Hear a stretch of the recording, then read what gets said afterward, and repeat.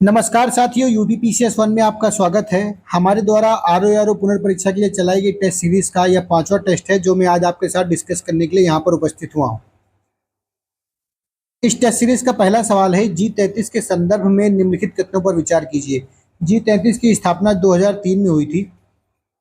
2003 में G33 की स्थापना हुई। यह विकासशील और अल्पविकसित, कौन से? विकासशील प्लस अल्पविकसित, अल्पविकसित देशों का एक गठबंधन है। इसमें टोटल 47 मेंबर्स हैं। 47 मेंबर्स में इंडिया है, चाइना है, पाकिस्तान है, इंडोनेशिया है, नाइजीरिया है, टर्की है, तंजानिया है, केनिया है, साउथ कोरिया है। इस प्रकार कुल मिला के विकसित, विकासशील और अल्पविकसित टोटल मिला के 47 देश हैं जो G33 के मेंबर्स हैं। ठीक है, आइए अब इसके कथन देखते हैं। पहला कथन है, G33 या कृषि में विशेष उत्पादन के मित्र विकसित और विकासशील देशों का एक गठबंधन है। तो इसमें विकसित आ गया है तो यह स्टेटमेंट गलत हो जाता है। यह विकासशील और अल्पविकसित देशों का गठबंधन है। दूसरा स्टेटमेंट है, भारत इसका इस समूह का सदस्य नहीं, तो यह स्टेटमेंट भी गलत हो जाता है। भारत इसका एक महत्वपूर्ण सदस्य है। ठीक है, तो इसके दोनों ही स्टेटमेंट गलत है। अगला सवाल है, हाल ही में यूपीएससी के नए चेयरपर्सन के रूप में किसे नियुक्त किया गया? ठीक है, तो हाल ही में यूपीएससी के नए चेयरपर्सन के रूप में प्रीति सूदन जी को नियुक्त किया गया है। किसको? प्रीति सूदन जी को। यह है 1983 बैच की आईएएस ऑफिसर। कब की? 1983 बैच की। ठीक है, अब यूपीएससी के जो चेयरपर्सन होते हैं उनकी नियुक्ति कौन करता है? राष्ट्रपति करता है, प्रेसिडेंट। ठीक है, कार्यकाल इनका कितना होता है? 6 और 65 साल। ठीक है, या तो 6 साल में रिटायर हो जाएंगे या 65 साल की उम्र आने तक रिटायर हो जाएंगे। ठीक है, जो यूपीएससी का चेयरपर्सन बन गया, ठीक है, वो किसी भी गवर्नमेंट सर्विस में रीअपॉइंटमेंट के लिए मान्य नहीं होता है। ठीक है, तो रीअपॉइंटमेंट जो होगा इसका नहीं हो पाएगा। ठीक है, मतलब जो यूपीएससी का चेयरमैन बन गया वो कहीं भी रीअपॉइंटमेंट होने के लिए मान्य नहीं है, इसको आप ध्यान रखिएगा।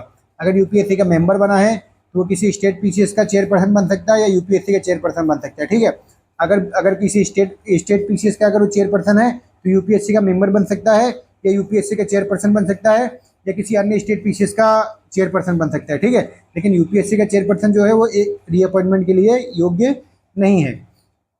अगला सवाल है, हाल ही में निम्नलिखित में से कौन महानिदेशक चिकित्सा सेवा के रूप में नियुक्त होने वाली पहली महिला बन गई? ठीक है, तो साधना सक्सेना नायर जी जो हैं, ये 1 अगस्त 2024 को इन्होंने पदभार ग्रहण किया। 1 अगस्त 2024 को इन्होंने महानिदेशक के रूप में पदभार ग्रहण किया। कहाँ की महानिदेशक? चिकित्सा सेवा सेना की। ठीक है, इसके पहले कहाँ थी? तो इसके पहले ये अस्पताल सेवा सशस्त्र बल की महानिदेशक थी। ठीक है, वहां भी ये पद संभालने वाली पहली महिला थी। कहाँ की? अस्पताल सेवा सशस्त्र बल। वहां भी क्या कहते हैं, वहां भी महानिदेशक थी और वहां के महानिदेशक का पद संभालने वाले भी पहली महिला साधना सक्सेना नायर जी थी। अगला सवाल है, सुदर्शन सेतु ब्रिज के ऊपर से सुदर्शन सेतु ब्रिज के संबंध में निम्नलिखित कथनों पर विचार कीजिए। ठीक है, पहला कथन है, सुदर्शन सेतु देश का सबसे लंबा केबल आधारित पुल है। तो यह स्टेटमेंट सही हो जाता है। इसकी कुल लंबाई 2.32 किलोमीटर, 2.32 किलोमीटर के साथ यह भारत का सबसे लंबा केबल आधारित पुल हो जाता है। ठीक है, अगला स्टेटमेंट है, यह अरब सागर पर है। सही बात है। जो गुजरात के देवभूमि द्वारका जिले में बेहद द्वारका द्वीप को मुख्य भूमि ओखा से जोड़ता है। तो यह स्टेटमेंट जो है वो सही हो जाता है, कंप्लीट। अगला स्टेटमेंट है, इसमें एक अद्वितीय डिजाइन है जिसमें श्रीमद भागवत गीता के श्लोक और दोनों तरफ भगवान कृष्ण की छवियों से सजा हुआ एक फुटपाथ है। तो यह स्टेटमेंट भी सही हो जाता है। अगला सवाल है, हाल ही में बहुराष्ट्रीय हवाई अभ्यास तरंग शक्ति 2024 की मेजबानी कौन सा देश करा? ठीक है, तो यह एक बहुराष्ट्रीय हवाई अभ्यास है। बहुराष्ट्रीय हवाई अभ्यास है, इसमें टोटल कितने 30 देश भागीदारी करते हैं। ठीक है, यह एक बहुराष्ट्रीय हवाई अभ्यास है और इसमें टोटल 30 देश भागीदारी करते हैं। यह भारत में इस बार आयोजित होने वाला है। कहाँ पर? भारत में कितने? 2 फेज में आयोजित होगा। भारत में 2 फेज में आयोजित होगा। पहला फेज कहाँ पर कब होगा? 6 अगस्त से 14 अगस्त तक। 6 अगस्त से 14 अगस्त तक चला। कहाँ पर? सलार। सलार कहाँ पर? तमिलनाडु में। ठीक है, 6 अगस्त से 14 अगस्त तक सलार तमिलनाडु में इसका पहला फेज चला है। और दूसरा फेज इसका 29 अगस्त से 14 सितंबर। दूसरा फेज कब चलेगा? 29 अगस्त से 14 सितंबर। कहाँ पर चलेगा? ये जोधपुर में। जो इसका फर्स्ट फेज चला 6 अगस्त से 14 अगस्त तक सालार तमिलनाडु में, दूसरा फेज चलेगा 29 अगस्त से 14 सितंबर तक जोधपुर में। अगला है हाल ही में पेरिस ओलंपिक 2024 के निशानेबाज स्वप्निल कुसाले ने कौन सा पदक जीता है, ठीक है। तो 50 मीटर राइफल में फायरिंग में इन्होंने कौन सा पदक जीता है, कांस्य पदक, ठीक है। 50 मीटर राइफल फायरिंग में इन्होंने कांस्य पदक जीता है। अब अगले सवाल की ओर बढ़ते हैं। अगला सवाल है दोस्ती अभ्यास के संदर्भ में निम्नलिखित कथनों पर विचार कीजिए, ठीक है।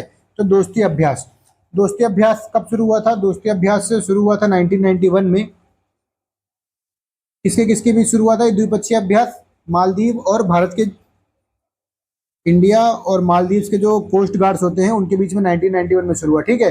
फिर 2012 का समय आया, 2012 में इसके अंदर श्रीलंका भी ऐड हो गया, ठीक है।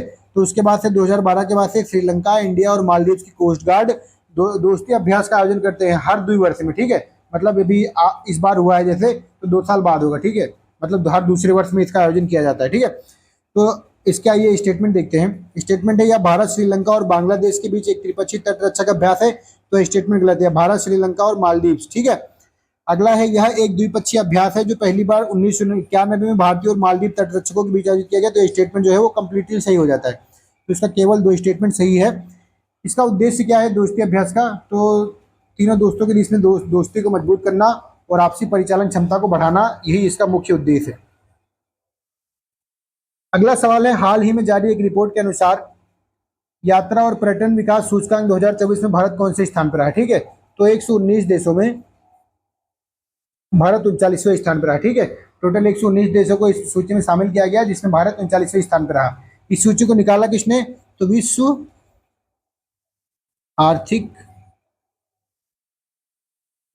मंच द्वारा इस सूची को निकाला गया, रिपोर्ट को निकाला गया। अब यूएनडब्ल्यूटीओ द्वारा हमारा इनबाउंड पर्यटन हिस्सेदारी हमारी कितनी है? 1.47%। 2022 में 2023 में हमारी इनबाउंड पर्यटन हिस्सेदारी कितनी थी? 1.47%। अगला है राष्ट्रीय उद्यमिता विकास परियोजना के संदर्भ में निम्नलिखित कथनों पर विचार कीजिए। कथन है हाल ही में केंद्रीय शिक्षा एवं कौशल विकास और उद्यमिता मंत्री ने केरल में राष्ट्रीय उद्यमिता विकास परियोजना का उद्घाटन किया। तो यह स्टेटमेंट जो है गलत हो जाता है, क्योंकि हाल ये अगर स्टेटमेंट में जो केरल की जगह पर अगर उड़ीसा होता, ठीक है, तो यह स्टेटमेंट सही हो जाता है, क्योंकि उड़ीसा के संबलपुर में, ठीक है, कहां पर? उड़ीसा के संबलपुर में राष्ट्रीय उद्यमिता विकास परियोजना का उद्घाटन किया गया। अगला है इसे विशेष रूप से पीएम स्वनिधि योजना के लाभार्थियों के लिए तैयार किया गया। तो ये स्टेटमेंट सही हो जाता है। इसका पायलट प्रोग्राम जो है, पायलट प्रोग्राम जो 10 बड़े शहरों में लॉन्च किया गया है, पायलट प्रोग्राम 10 बड़े शहरों में लॉन्च किया गया है। यहाँ पर दोनों को मतलब ट्रेनिंग भी दी जाएगी वेंडर्स को, और क्या कहते हैं, मानदेय भी दिया जाएगा, ठीक है। तो training plus salary, training plus money दोनों दिया जाएगा, ठीक है। तो अगला आइए इसके स्टेटमेंट देखते हैं। इसका अगला स्टेटमेंट है इसे विशेष रूप से पीएम स्वनिधि योजना के लाभार्थियों के लिए तैयार किया गया। तो स्टेटमेंट सही है। अगला है भारत सरकार ने स्ट्रीट वेंडरों और छोटे दुकानदारों को कौशल प्रदान करने के लिए फ्लिपकार्ट के साथ साझेदारी की है। तो यह स्टेटमेंट भी सही हो जाता है। अगला सवाल है रायसीना डायलॉग के संदर्भ में निम्नलिखित कथनों पर विचार कीजिए। यह भू राजनीतिक और भूशास्त्र पर एक वार्षिक सम्मेलन है जिसका उद्देश्य दुनिया के सामने आने वाले सबसे चुनौतीपूर्ण मुद्दों का समाधान करना है, ठीक है। तो यह स्टेटमेंट सही हो जाता है। यह भू राजनीतिक और भू अर्थशास्त्र पर एक वार्षिक सम्मेलन है।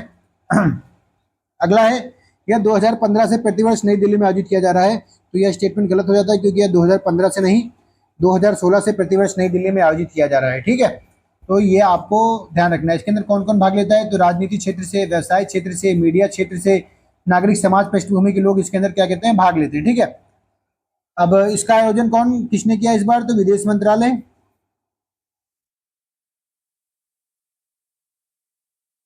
प्लस ऑब्जर्व रिसर्च फाउंडेशन, ठीक है।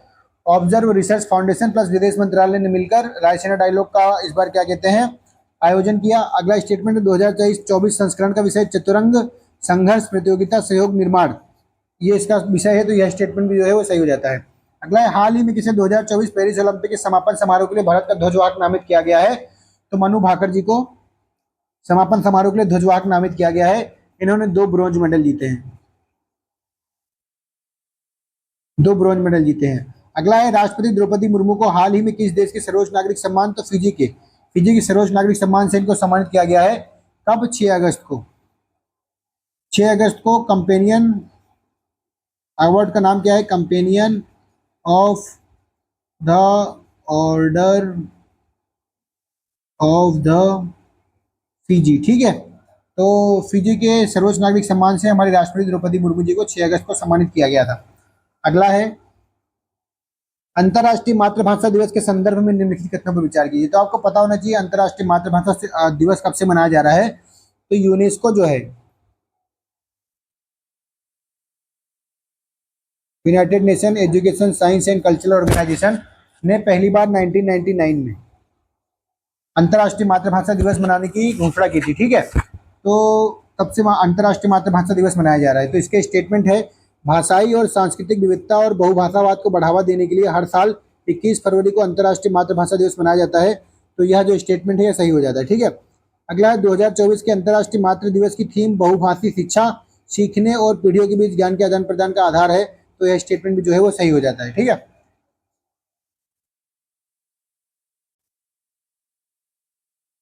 अगला सवाल है, हाल ही में किस राज्य विधानसभा में अनुसूचित जनजातियों को प्रतिनिधित्व प्रदान करने वाला एक विधेयक लोकसभा में पेश किया गया? तो गोवा राज्य में। ठीक है, गोवा राज्य में जो एसटी हैं उनको गोवा की जो विधानसभा है उसमें 40 सीट है, 40 में से 4 सीट एसटीज के लिए रिजर्व की जाए, ऐसा एक बिल क्या कहते हैं पास किया गया। ठीक है, अगला है राष्ट्रीय विज्ञान दिवस के संबंध में निम्नलिखित कथनों पर विचार कीजिए। कथन है, देश के विकास के में वैज्ञानिक के योगदान को चिन्हित करने के लिए हर साल 18 फरवरी को मनाया जाता है। तो स्टेटमेंट गलत रहता है, ये हर साल 28 फरवरी को मनाया जाता है। राष्ट्रीय विज्ञान दिवस कब मनाया जाता है? हर साल 28 फरवरी को। अगला स्टेटमेंट है, राष्ट्रीय विज्ञान दिवस 2024 का विषय विकसित भारत के लिए स्वदेशी तकनीक है। तो यह स्टेटमेंट जो है वो सही हो जाता है। अब ये राष्ट्रीय विज्ञान दिवस मनाया क्यों जाता है? तो राष्ट्रीय विज्ञान दिवस जो है वो सीवी रमन, जो हमारे ग्रेट साइंटिस्ट हुए जिनको नोबेल पुरस्कार मिला फिजिक्स का 1930 में, क्यों मिला? क्योंकि उन्होंने रमन इफेक्ट की खोज की थी। रमन इफेक्ट की खोज की थी, इसलिए इनकी याद में राष्ट्रीय विज्ञान दिवस 28 फरवरी को मनाया जाता है। अगला सवाल है, हाल में भारतीय सेना ने निम्नलिखित में से किस स्थान पर पर्वत प्रहार अभ्यास आयोजित किया? तो पर्वत कहाँ पर होंगे? तो लद्दाख में इन्होंने पर्वत प्रहार अभ्यास इन्होंने आयोजित किया, क्योंकि भारत चीन सेना पर जो सैनिक है उनकी मजबूती को देखा जा सके, इसीलिए इन्होंने लद्दाख में पर्वत प्रहार अभ्यास भारतीय सेना ने आयोजित किया। ठीक है, अगला है ज्ञानपीठ पुरस्कार के संबंध में निम्नलिखित कथनों पर विचार कीजिए। इसमें बताना है कितने कथन सही हैं। ठीक है, कितने कथन सही हैं ये बताना है। तो पहला कथन है, ज्ञानपीठ पुरस्कार भारत का सर्वोच्च साहित्य पुरस्कार है जो किसी लेखक को उनके साहित्य के प्रति उत्कृष्ट योगदान के लिए प्रतिवर्ष दिया जाता है। तो यह सही स्टेटमेंट है। अगला है, यह केवल भारतीय संविधान की 8वीं अनुसूची में शामिल भारतीय भाषाओं और अंग्रेजी में लिखने वाले भारतीय लेखकों को प्रदान किया जाता है। तो यह स्टेटमेंट भी सही है। उर्दू कवि और बॉलीवुड हस्ती गुलजार और प्रतिष्ठित संस्कृत विद्वान और आध्यात्मिक नेता जगत गुरु रामभद्राचार्य को ज्ञानपीठ पुरस्कार 2023 से सम्मानित किया गया। बिल्कुल सही स्टेटमेंट है। तो इसके सभी 3 स्टेटमेंट जो है वो सही हैं। अगला है, बांग्लादेश की अंतरिम सरकार का प्रमुख किसे नियुक्त किया गया है? तो आपको पता है कि बांग्लादेश में राजनीतिक उथल पुथल हो गई वहाँ के स्टूडेंट्स ने, क्योंकि वहाँ के जो शेख हसीना जी हैं उन्होंने जो वहाँ के स्वतंत्रता संग्राम में लड़े हुए सेनानी थे उनको आरक्षण देना बंद खत्म करने का ऐलान किया। इसकी वजह से वहाँ के सैनिक ने मतलब सत्ता पलट कर दी, घुस गए क्या कहते हैं उनके निवास स्थान पर और संसद में तोड़फोड़ किया, जिसकी वजह से वहाँ उनकी सरकार गिर गई और रातों रात शेख हसीना को वहाँ से देश छोड़ के बाहर निकलना पड़ा। ठीक है, हमारे भारत में आके उन्होंने शरण ली। तो शेख हसीना की सरकार गिरी तो कौन आया सरकार में? मोहम्मद यूनुस। ठीक है, मोहम्मद यूनुस को वहाँ पे मतलब अंतरिम सरकार का प्रमुख नियुक्त किया गया। अगला है, चुनावी बॉन्ड से संबंधित क्वेश्चन है 19वां सवाल। सवाल है, चुनावी बॉन्ड के संदर्भ में निम्नलिखित कथनों पर विचार कीजिए। कथन है, चुनावी बॉन्ड ब्याज मुक्त वाहक बॉन्ड या धन उपकरण है जिन्हें भारत में कंपनियों और व्यक्तियों द्वारा भारतीय स्टेट बैंक यानी एसबीआई की अधिकृत शाखाओं से खरीदा जा सकता है। तो यह स्टेटमेंट सही है। एसबीआई को यह अधिकार दिया गया था कि वह चुनावी बॉन्ड बेच सके। चुनावी बॉन्ड ऐसा होता था कि जो खरीदा जाता था उस बॉन्ड पे उसका नाम नहीं लिखा होता था। ठीक है, तो उसकी गोपनीयता बनी रहती थी, इसके लिए इसको गोपनीय बॉन्ड भी कहा जाता था। ये हाल ही में सुप्रीम कोर्ट ने चुनावी बॉन्ड की जो था कि किस पार्टी को कितना राशि गया है बॉन्ड में, इसको जाहिर करने का एसबीआई को नियम दिया था और चुनावी बॉन्ड को खत्म कर दिया। ठीक है, आप कमेंट करके बताएंगे कि कौन से आर्टिकल को यूज करते हुए हवाला देते हुए सुप्रीम कोर्ट ने चुनावी बॉन्ड को खत्म किया है। अगला है, ये बॉन्ड 1000 रुपये, 10,000 रुपये, 1 लाख रुपये, 1 करोड़ रुपए के गुणकों में उपलब्ध है। तो यह स्टेटमेंट सही है। अगला है चुनावी बॉन्ड केवल 15 दिनों के लिए वैध है और इसका उपयोग राजनीतिक दलों को दान देने के लिए दिया जा सकता है। तो यह भी स्टेटमेंट सही है, तो इसके तीनों स्टेटमेंट जो है वो सही हो जाते हैं। अगला है हाल ही में भारत के अगले कैबिनेट सचिव के रूप में किसे नियुक्त किया गया है? तो टीवी सोमनाथ जी को भारत के अगले कैबिनेट सचिव के रूप में नियुक्त किया गया है। इसको नियुक्त किया गया है टीवी सोमनाथ जी को। अगला है फेवंस के संबंध में निम्नलिखित कथनों पर विचार कीजिए। ठीक है, फेवंस क्या होते थे? फेवंस छोटे पात्र जो होते थे वो कीमती माने जाते थे, तो यह स्टेटमेंट सही है। अगला स्टेटमेंट है फेवंस के पास सुगंधित द्रव्यों के पात्रों के रूप में प्रयोग होते, तो यह स्टेटमेंट भी जो है वो सही है। फेवंस छोटा छोटा पात्र होता था जिसके अंदर क्या कहते हैं अत्तर वगैरह रखा जाता था और सूंघने के काम आता था। ठीक है, अगला है फेवंस के पात्र सभी स्थलों से प्राप्त हुए हैं, तो यह स्टेटमेंट गलत हो जाता है। फेवंस के प्राप्त केवल मोहनजोदड़ो और हड़प्पा इन दो जगहों से प्राप्त हुए। ठीक है, मोहनजोदड़ो और कहाँ? हड़प्पा से। अगला क्वेश्चन है बौद्ध साहित्य के संबंध में निम्नलिखित कथनों पर विचार कीजिए। ठीक है, कथन क्या है? बुद्ध के किसी भी संभाषण को उनके जीवन काल में नहीं लिखा गया, तो यह स्टेटमेंट जो है वो सही है। बुद्ध जब तक जीवित रहे तब तक उनके संभाषण को लिखा नहीं गया। जब उनकी मृत्यु हो गई तो उनके मृत्यु के पश्चात शिष्यों ने ज्येष्ठों की एक सभा कहाँ बुलाई? वैशाली में। वैशाली में एक सभा बुलाई और वहां पर उनकी शिक्षा का संकलन किया गया, जिन्हें कि हम क्या आज किस नाम से जानते हैं? बुद्ध के त्रिपिटक के नाम से। ठीक है, बुद्ध के त्रिपिटक जो है कहाँ लिखे गए? वैशाली में उनकी मृत्यु के पश्चात। अगला स्टेटमेंट है दीपवंश और महावंश की रचना श्रीलंका में हुई, तो यह स्टेटमेंट भी सही हो जाता है। तीसरा स्टेटमेंट है दीघ निकाय एक बौद्ध ग्रंथ है, तो यह भी स्टेटमेंट सही हो जाता है। इसकी चर्चा कहाँ पर हुई है? सुत्त पिटक में। सुत्त पिटक, विनय पिटक, अभिधम्म पिटक। तो सुत्त पिटक में दीघ निकाय एक बौद्ध ग्रंथ है, ऐसी चर्चा हुई है। ठीक है, अगला क्वेश्चन है निम्नलिखित में से कौन सा एक युग में सुमेलित नहीं है? तो अनुगंग मध्य गंगा का मैदान कहा जाता था, सही है। गुप्त राज्य में प्रयाग, आधुनिक इलाहाबाद को प्रयाग कहते हैं, सही है, सब जानते हैं। ठीक है, मगध को जो आधुनिक पटना है कहा जाता था, यह भी सही है। साकेत आधुनिक दिल्ली का नहीं, साकेत अयोध्या का नाम था। साकेत किसका नाम था? अयोध्या का।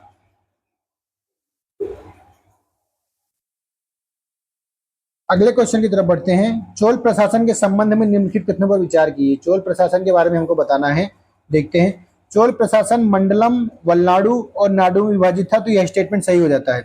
अगला स्टेटमेंट है अधिकारियों को सामान्यतः राजस्वजाई भूमिदान द्वारा भुगतान किया जाता था, तो यह स्टेटमेंट भी सही हो जाता है। अगला स्टेटमेंट है चोल काल में उर और महासभा ग्राम प्रशासन की इकाई थे, तो यह स्टेटमेंट भी जो है वो सही हो जाता है। अगला क्वेश्चन है निम्नलिखित में से कौन सा कथन सत्य नहीं है, यह हमको बताना है। पहला कथन है भारत दर्शन को 4 भागों में बांटा गया, तो यह स्टेटमेंट है वो गलत हो जाता है। भारत दर्शन को कितने? 6 भागों में बांटा गया है। 6 भाग कौन से? सांख्य दर्शन, ठीक है, योग दर्शन, न्याय दर्शन, वैशेषिक दर्शन, मीमांसा और वेदांत दर्शन। ऐसे 6 भागों में भारतीय दर्शन को बांटा गया है। भारतीय दर्शन का मुख्य विषय मोक्ष रहता है। सेंटर ऑफ द पॉइंट कौन सा रहता है? मोक्ष रहता है, तो यह स्टेटमेंट सही है। मोक्ष का उपदेश सबसे पहले गौतम बुद्ध ने दिया था, तो यह स्टेटमेंट जो है वो भी सही हो जाता है। और उपयुक्त में से कोई नहीं, तो यह स्टेटमेंट जो गलत हो जाता है। इसका ए आंसर आएगा। ठीक है,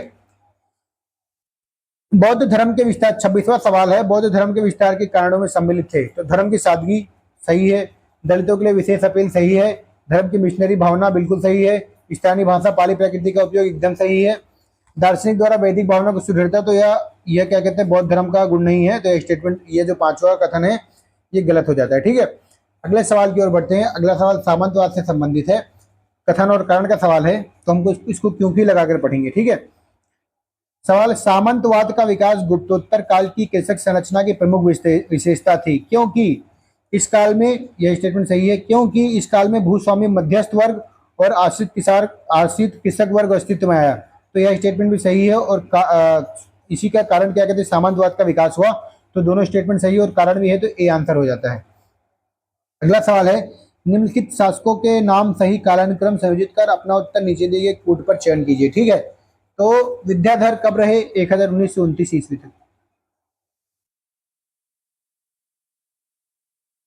धंग कब तक रहे? 950 से 1002 ईस्वी तक। ठीक है, यशो वर्मा कब तक रहे? 1930 से 950 ईस्वी तक। ठीक है, कीर्ति वर्मा कब तक रहे? 1060 से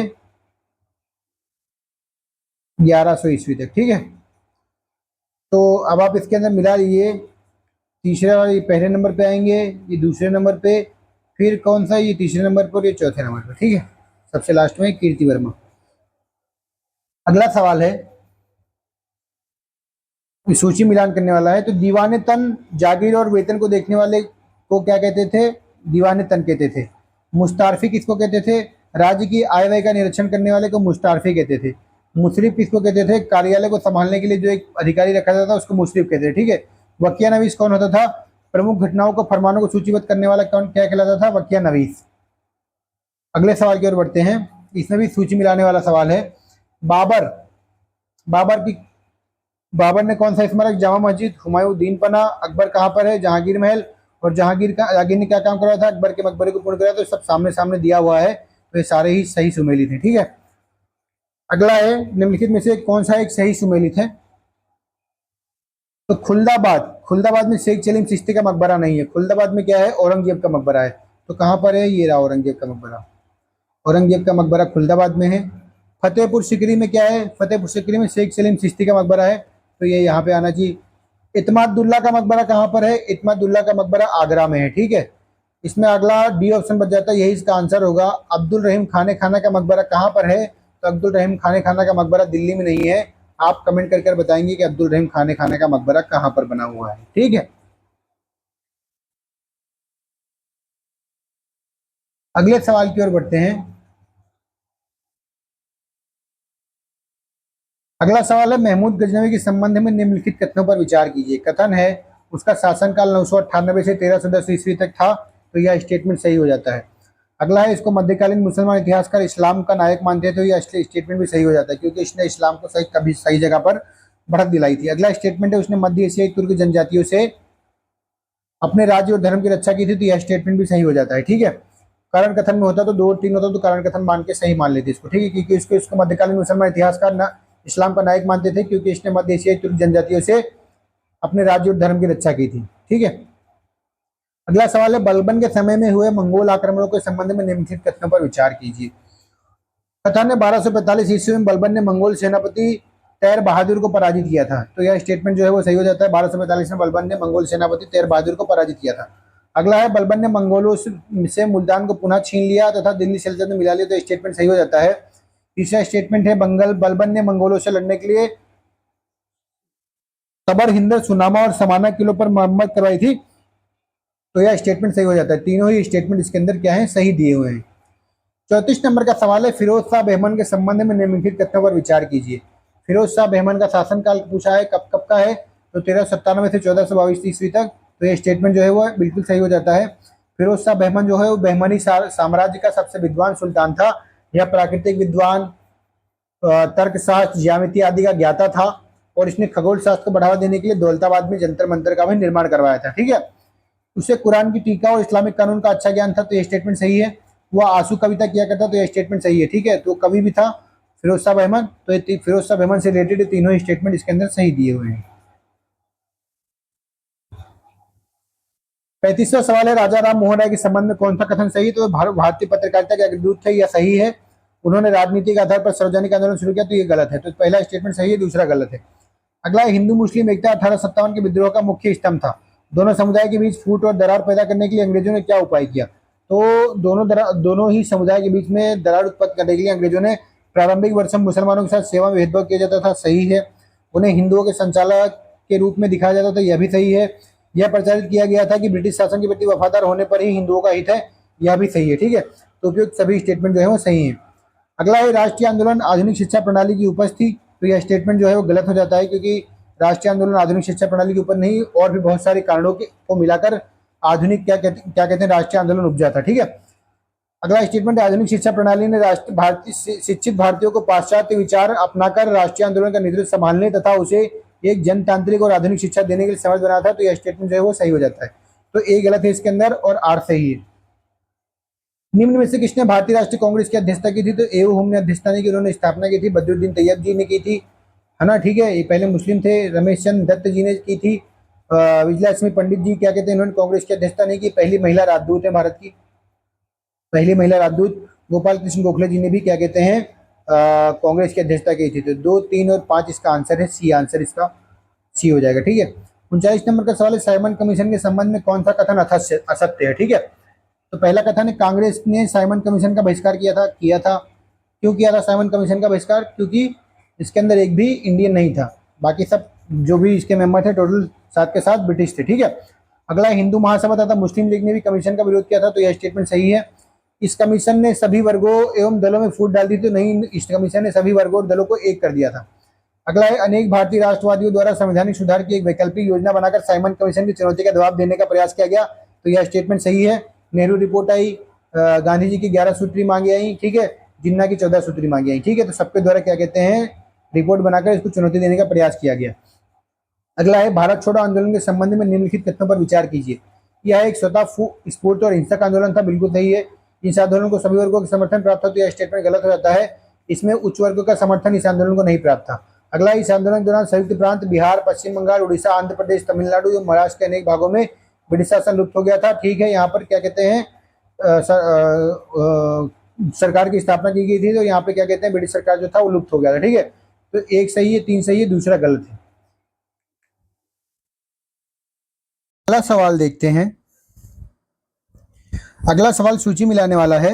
इसमें है राजा राम मोहन राय पहले नंबर पे, और सूची यहाँ नीचे दी हुई है। तो राजा राम मोहन राय इसमें किससे संबंधित है? यह कहा कि ब्रह्मवाद को विश्व धर्म बनाना चाहिए। तो ब्रह्मवाद को विश्व धर्म बनाना चाहिए किसने कहा है? केशवचंद्र सेन ने। ठीक है। तभी क्या कहते हैं, ब्रह्म समाज का जो है विभाजन हुआ था भारतीय ब्रह्म समाज में और साधारण ब्रह्म समाज में। ठीक है। तो ये इनसे मिल जाएगा। दूसरा है, हिंदू धर्म की पहचान वेदों में संस्थापित धर्म से की। वेदों में संस्थापित धर्म से हिंदू धर्म की पहचान किसने की? दयानंद सरस्वती ने वेदों की ओर लौटो का नारा दिया था। ठीक है। इस पर जोर दिया कि ईश्वर तक पहुंचने के कई मार्ग हो सकते हैं, तो इस पर किसने जोर दिया? रामकृष्ण परमहंस ने। रामकृष्ण परमहंस ने बताया कि ईश्वर तक पहुंचने के कई मार्ग हो सकते हैं, ना कि पूजा पाठ ही बस खाली। अगला, यह कहा कि हिंदू धर्म का शुद्धतम रूप उपनिषदों में निहित है, यह किसने कहा? तो राजा राम मोहन राय ने। ठीक है। अगला सवाल देखते हैं, कांग्रेस ने खिलाफत आंदोलन का समर्थन किया किस लिए? खलीफा को पुनः स्थापना के लिए किया था, खलीफा को हटाने के लिए नहीं किया था, मुसलमानों की सहानुभूति प्राप्त करने के लिए भी, हिंदू मुस्लिम एकता को बढ़ावा देने के लिए भी किया था। कांग्रेस में जिन्ना को हाशिए पर लाने के लिए ये नहीं किया था, उस समय कांग्रेस के सदस्य थे जिन्ना और कांग्रेस को सपोर्ट करते थे। अगला 43 नंबर का सवाल है, इसमें भी जोड़ी मिलानी है। तो प्राइज ऑफ पार्टीशन ये पुस्तक किसने लिखी है? तो रफीक जकारिया की पुस्तक है ये। आनंद मठ किसकी पुस्तक है? तो सबको पता है, बंकिम चंद्र चट्टोपाध्याय की। इंडिया 2020 किसकी पुस्तक है? अब्दुल कलाम की। पैथोलॉजी ऑफ करप्शन किसकी है? एस गिल की। ठीक है। अगले सवाल की ओर बढ़ते हैं। नीचे दिए गए घटनाओं पर विचार कीजिए तथा नीचे दिए गए कूट की सहायता से उनके सही कालानुक्रम का चयन कीजिए। ठीक है। तो खिलाफत आंदोलन कब हुआ था? खिलाफत आंदोलन हुआ था अक्टूबर 1919 में खिलाफत आंदोलन शुरू हुआ। ठीक है। अब जलियांवाला बाग हत्याकांड कब हुआ? जलियांवाला बाग हत्याकांड 13 अप्रैल 1919 को जलियांवाला बाग हत्याकांड हुआ। ठीक है। ये था कि सैफुद्दीन किचलू और सैफुद्दीन किचलू की हिरासत में ले लिया गया था, अरेस्ट कर लिया गया था। तो उनको उनके ऊपर विचार विमर्श करने के लिए जलियांवाला बाग में कुछ लोग एकत्रित हुए थे। जनरल डायर ने उनके ऊपर गोलियां बरसा दी। ठीक है। तो उसी को जलियांवाला बाग हत्याकांड कहा जाता है। भारतीय राष्ट्रीय कांग्रेस का अमृतसर अधिवेशन कब हुआ? तो दिसंबर 1919 में। रॉलेट सत्ता का प्रारंभ हुआ 6 अप्रैल 1919। ठीक है। तो इसी हिसाब से अगर हम देखेंगे तो पहले नंबर पे चौथा आएगा, फिर 2, फिर 1, फिर 3, तो ए ऑप्शन सही हो जाएगा। ठीक है। अगले सवाल की ओर बढ़ते हैं। अगला सवाल है, कर्क रेखा निम्नलिखित में से किन राज्यों से होकर गुजरती है? ठीक है। तो आइए देख लेते हैं। सबसे पहले गुजरात से शुरू करते हैं, वेस्ट पार्ट से गुजरात, फिर क्या आएगा? राजस्थान, फिर एमपी, फिर छत्तीसगढ़, फिर झारखंड, फिर वेस्ट बंगाल है, फिर त्रिपुरा आएगा, फिर मिजोरम। ठीक है। तो गुजरात से शुरू होगी कर्क रेखा को जननी, फिर राजस्थान में आएगी, फिर मध्य प्रदेश, फिर छत्तीसगढ़, फिर झारखंड, फिर वेस्ट बंगाल, फिर त्रिपुरा, फिर मिजोरम। ठीक है। अगला सवाल देखते हैं, पहाड़ियों को राज्य से सुमेलित करना है। तो गारो पहाड़ी कहाँ पर है? गारो पहाड़ी मेघालय में है, मीरी पहाड़ी अरुणाचल प्रदेश में है, कोल्लई मलाई तमिलनाडु में है, डालमा झारखंड में है। ठीक है। अगला सवाल देखते हैं, जनजाति कौन सी जनजाति कहाँ पाई जाती है? तो बिरहोर जनजाति कहाँ पाई जाती है? झारखंड में। भूटिया जनजाति कहाँ पाई जाती है? सिक्किम में। टोडा जनजाति कहाँ पाई जाती है? तमिलनाडु में। सेंटेनली जनजाति अंडमान निकोबार द्वीप समूह में सेंटेनली जनजाति पाई जाती है। 48 नंबर का सवाल देखते हैं, निम्नलिखित में से कौन सा सही सुमेलित नहीं है? ठीक है। तो हुंडरी प्रपात स्वर्णरेखा नदी पर है, चचाई प्रपात बीहड़ नदी पर है, धुआंधार प्रपात नर्मदा नदी पर है, बूढ़ा घाट प्रपात कांची नदी पर नहीं है, तो यही सही सुमेलित नहीं है। ठीक है, यही इसका आंसर हो जाता है। अगला है कथन और कारण वाला सवाल। कथन है महाराष्ट्र के कोयना क्षेत्र के निकट भविष्य में अधिक भूकंप प्रभावित होने की संभावना है, तो यह स्टेटमेंट सही है। अगला स्टेटमेंट है कोयना बांध एक पुराने भ्रंश तल पर अवस्थित है जो कोयना जलाशय में जल स्तर के परिवर्तन के साथ अधिसक्रिय हो सकता है, तो यह स्टेटमेंट भी सही है, लेकिन यह इसका कारण नहीं है भूकंप प्रभावित होने का। ठीक है, अगला है सरदार सरोवर परियोजना से लाभान्वित होने वाले राज्य कौन से हैं। सरदार सरोवर परियोजना कौन सी है नदी पर है, नर्मदा नदी पर। तो नर्मदा नदी कहाँ कहाँ पर प्रभावित होती है ये हम देख लेते हैं। तो गुजरात में होगी, महाराष्ट्र में होगी, मध्य प्रदेश में, राजस्थान में, तो यही इसका आंसर हो जाएगा। अगला देख लेते हैं ये अगले आंसर क्यों नहीं होंगे। तो आंध्र प्रदेश में नर्मदा नदी नहीं है, तो ये इसका आंसर नहीं है। उड़ीसा में नर्मदा नदी नहीं है, तो ये इसका आंसर नहीं है। यहाँ कर्नाटक में नर्मदा नदी नहीं है, तो ये भी इसका आंसर नहीं है। ठीक है, 51वां सवाल देखते हैं। ये भी कौन सा सही सुमेलित नहीं है ये बताना है हमको। तो जूट कहाँ पर पाया जाता है, जूट पश्चिम बंगाल में पाया जाता है, तो ये सही सुमेलित है। चाय असम में पाई जाती है, तो यह सही सुमेलित है। गन्ना उत्तर प्रदेश में पाया जाता है, तो यह भी सही सुमेलित है। रबड़ हिमाचल प्रदेश में नहीं पाया जाता है। रबड़ के लिए कौन सी नरम और गर्म जलवायु आवश्यक होती है, नरम होनी चाहिए एवं गर्म जलवायु होनी चाहिए। तो नरम और गर्म जलवायु कहाँ देखने को मिलेगी, ये साउथ वाला क्षेत्र देखेंगे तो केरला, जो केरला है यहाँ पर रबड़ का सबसे ज्यादा उत्पादन होता है। और केरला के सिवा रबड़ का उत्पादन कहाँ होगा, त्रिपुरा में होगा, ठीक है, कर्नाटका में होगा और तमिलनाडु में होगा, आसाम में होगा। ठीक है, इन सब जगहों पर रबड़ का उत्पादन होगा, लेकिन सबसे ज्यादा उत्पादन कहाँ पर होता है, केरला में। ठीक है, जूट का सबसे ज्यादा उत्पादन पश्चिम बंगाल में, चाय का आसाम में, गन्ना का उत्तर प्रदेश में। ठीक है, अब अगला एल्यूमिनियम कंपनियां जो हैं ये कहाँ पर अवस्थित है ये बताना है। तो बाल्को कहाँ पर है, बाल्को कोरबा में है। हिंडाल्को कहाँ पर है, रेणुकूट में। इंडियन एल्यूमिनियम कहाँ पर है, हीराकुंड में। नेशनल एल्यूमिनियम कहाँ पर है, कोरापुट में। ठीक है, तो ये आपको पता होना चाहिए। अब कौन से उद्योग कौन से स्थान पर लगाए गए हैं ये पूछा गया है। तो मोटर गाड़ियों का उद्योग कहाँ पर है, मोटर गाड़ियों का उद्योग गुरुग्राम में है। पोत निर्माण का उद्योग कहाँ पर है, पोत निर्माण का उद्योग विशाखापट्टनम में है। उर्वरक उद्योग कहाँ पर है, पनकी में। एल्यूमिनियम उद्योग कहाँ पर है, मूरी में। ठीक है, अगला है केंद्रीय खनन अनुसंधान संस्थान कहाँ पर स्थित है। तो धनबाद में है ये, केंद्रीय खनन अनुसंधान संस्थान धनबाद में है। तो ए ऑप्शन कटक गलत, बी ऑप्शन धनबाद मिल गया हमको, तो ये ऑप्शन सही हो जाता है। ठीक है, अगले सवाल की ओर बढ़ते हैं। सूची मिलाने वाला है चारागाह हिल स्टेशन और इसकी उसकी स्थिति कहाँ पर है। ठीक है, तो बन्नी चारागाह कहाँ पर है, बन्नी चारागाह गुजरात में है। पहलगाम जो भी बहुत न्यूज में रहा कहाँ पर है, जम्मू कश्मीर में। बग्याहा चारागाह कहाँ पर है, उत्तराखंड में है। खजियार चारागाह कहाँ पर है, हिमाचल प्रदेश में है। ठीक है, तो अगर हम न्यूज वगैरह देख रहे होते हमको पता होता कि पहलगाम कहाँ पर है, जम्मू कश्मीर में है, तो उसके हिसाब से भी डी में बस खाली 2 आंसर है, तो हम इसका आंसर ऐसे टिक कर सकते थे। तो ये ट्रिक होती है, आपको पता होनी चाहिए। अब इसमें बताना है ग्रह कौन सा है। ठीक है, तो यूरेनस एक ग्रह है, चंद्रमा एक उपग्रह है, मेरिनर क्या है, मेरिनर एक कृत्रिम उपग्रह है। ठीक है, हेली एक पुच्छल तारा है।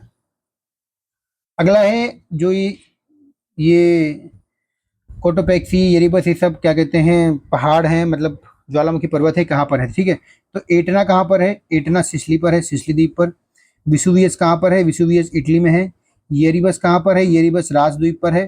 कोटोपैक्सी कहाँ पर है, इक्वाडोर में। ठीक है, तो यह इसका सही सुमेलन है। अगला सवाल देखते हैं।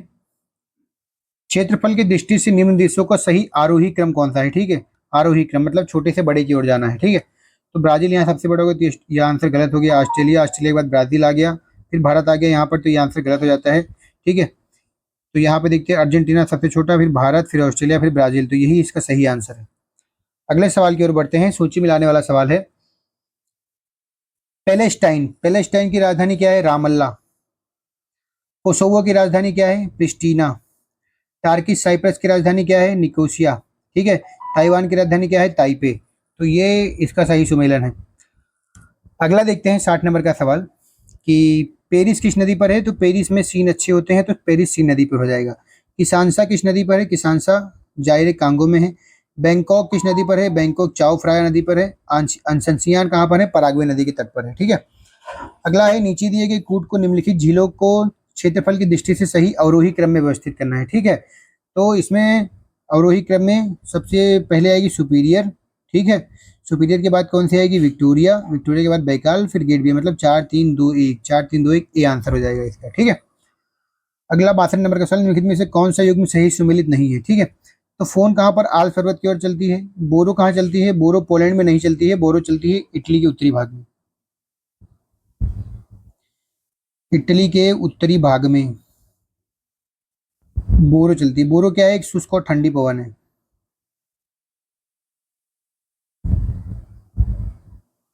मिस्ट्रल कहाँ पर है, राइन घाटी में। खमसिम कहाँ पर है, मिस्र में। ठीक है, अगला 63 नंबर का सवाल देखते हैं। निम्नलिखित में से कौन सा एक युग में सही सुमेलित नहीं है। ठीक है, सही सुमेलित नहीं है।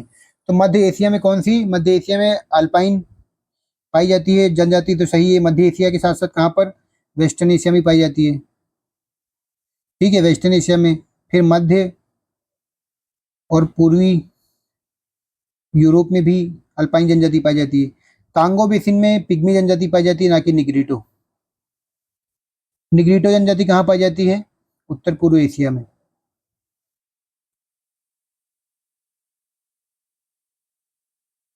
कालाहारी बुशमैन स्कैंडिनेविया में। नार्डिक, ठीक है, नार्डिक जो घुमक्कड़ लोग होते हैं स्कैंडिनेविया में पाए जाते हैं। अगला है डोनेट्स। डोनेट्स जो है कोयला, ये सवाल दूसरी बार रिपीट हो रहा है, ये सवाल मैं आपको करा चुका हूँ, फिर भी आपको बता देता हूँ। डोनेट्स कहाँ पर है, यूक्रेन में।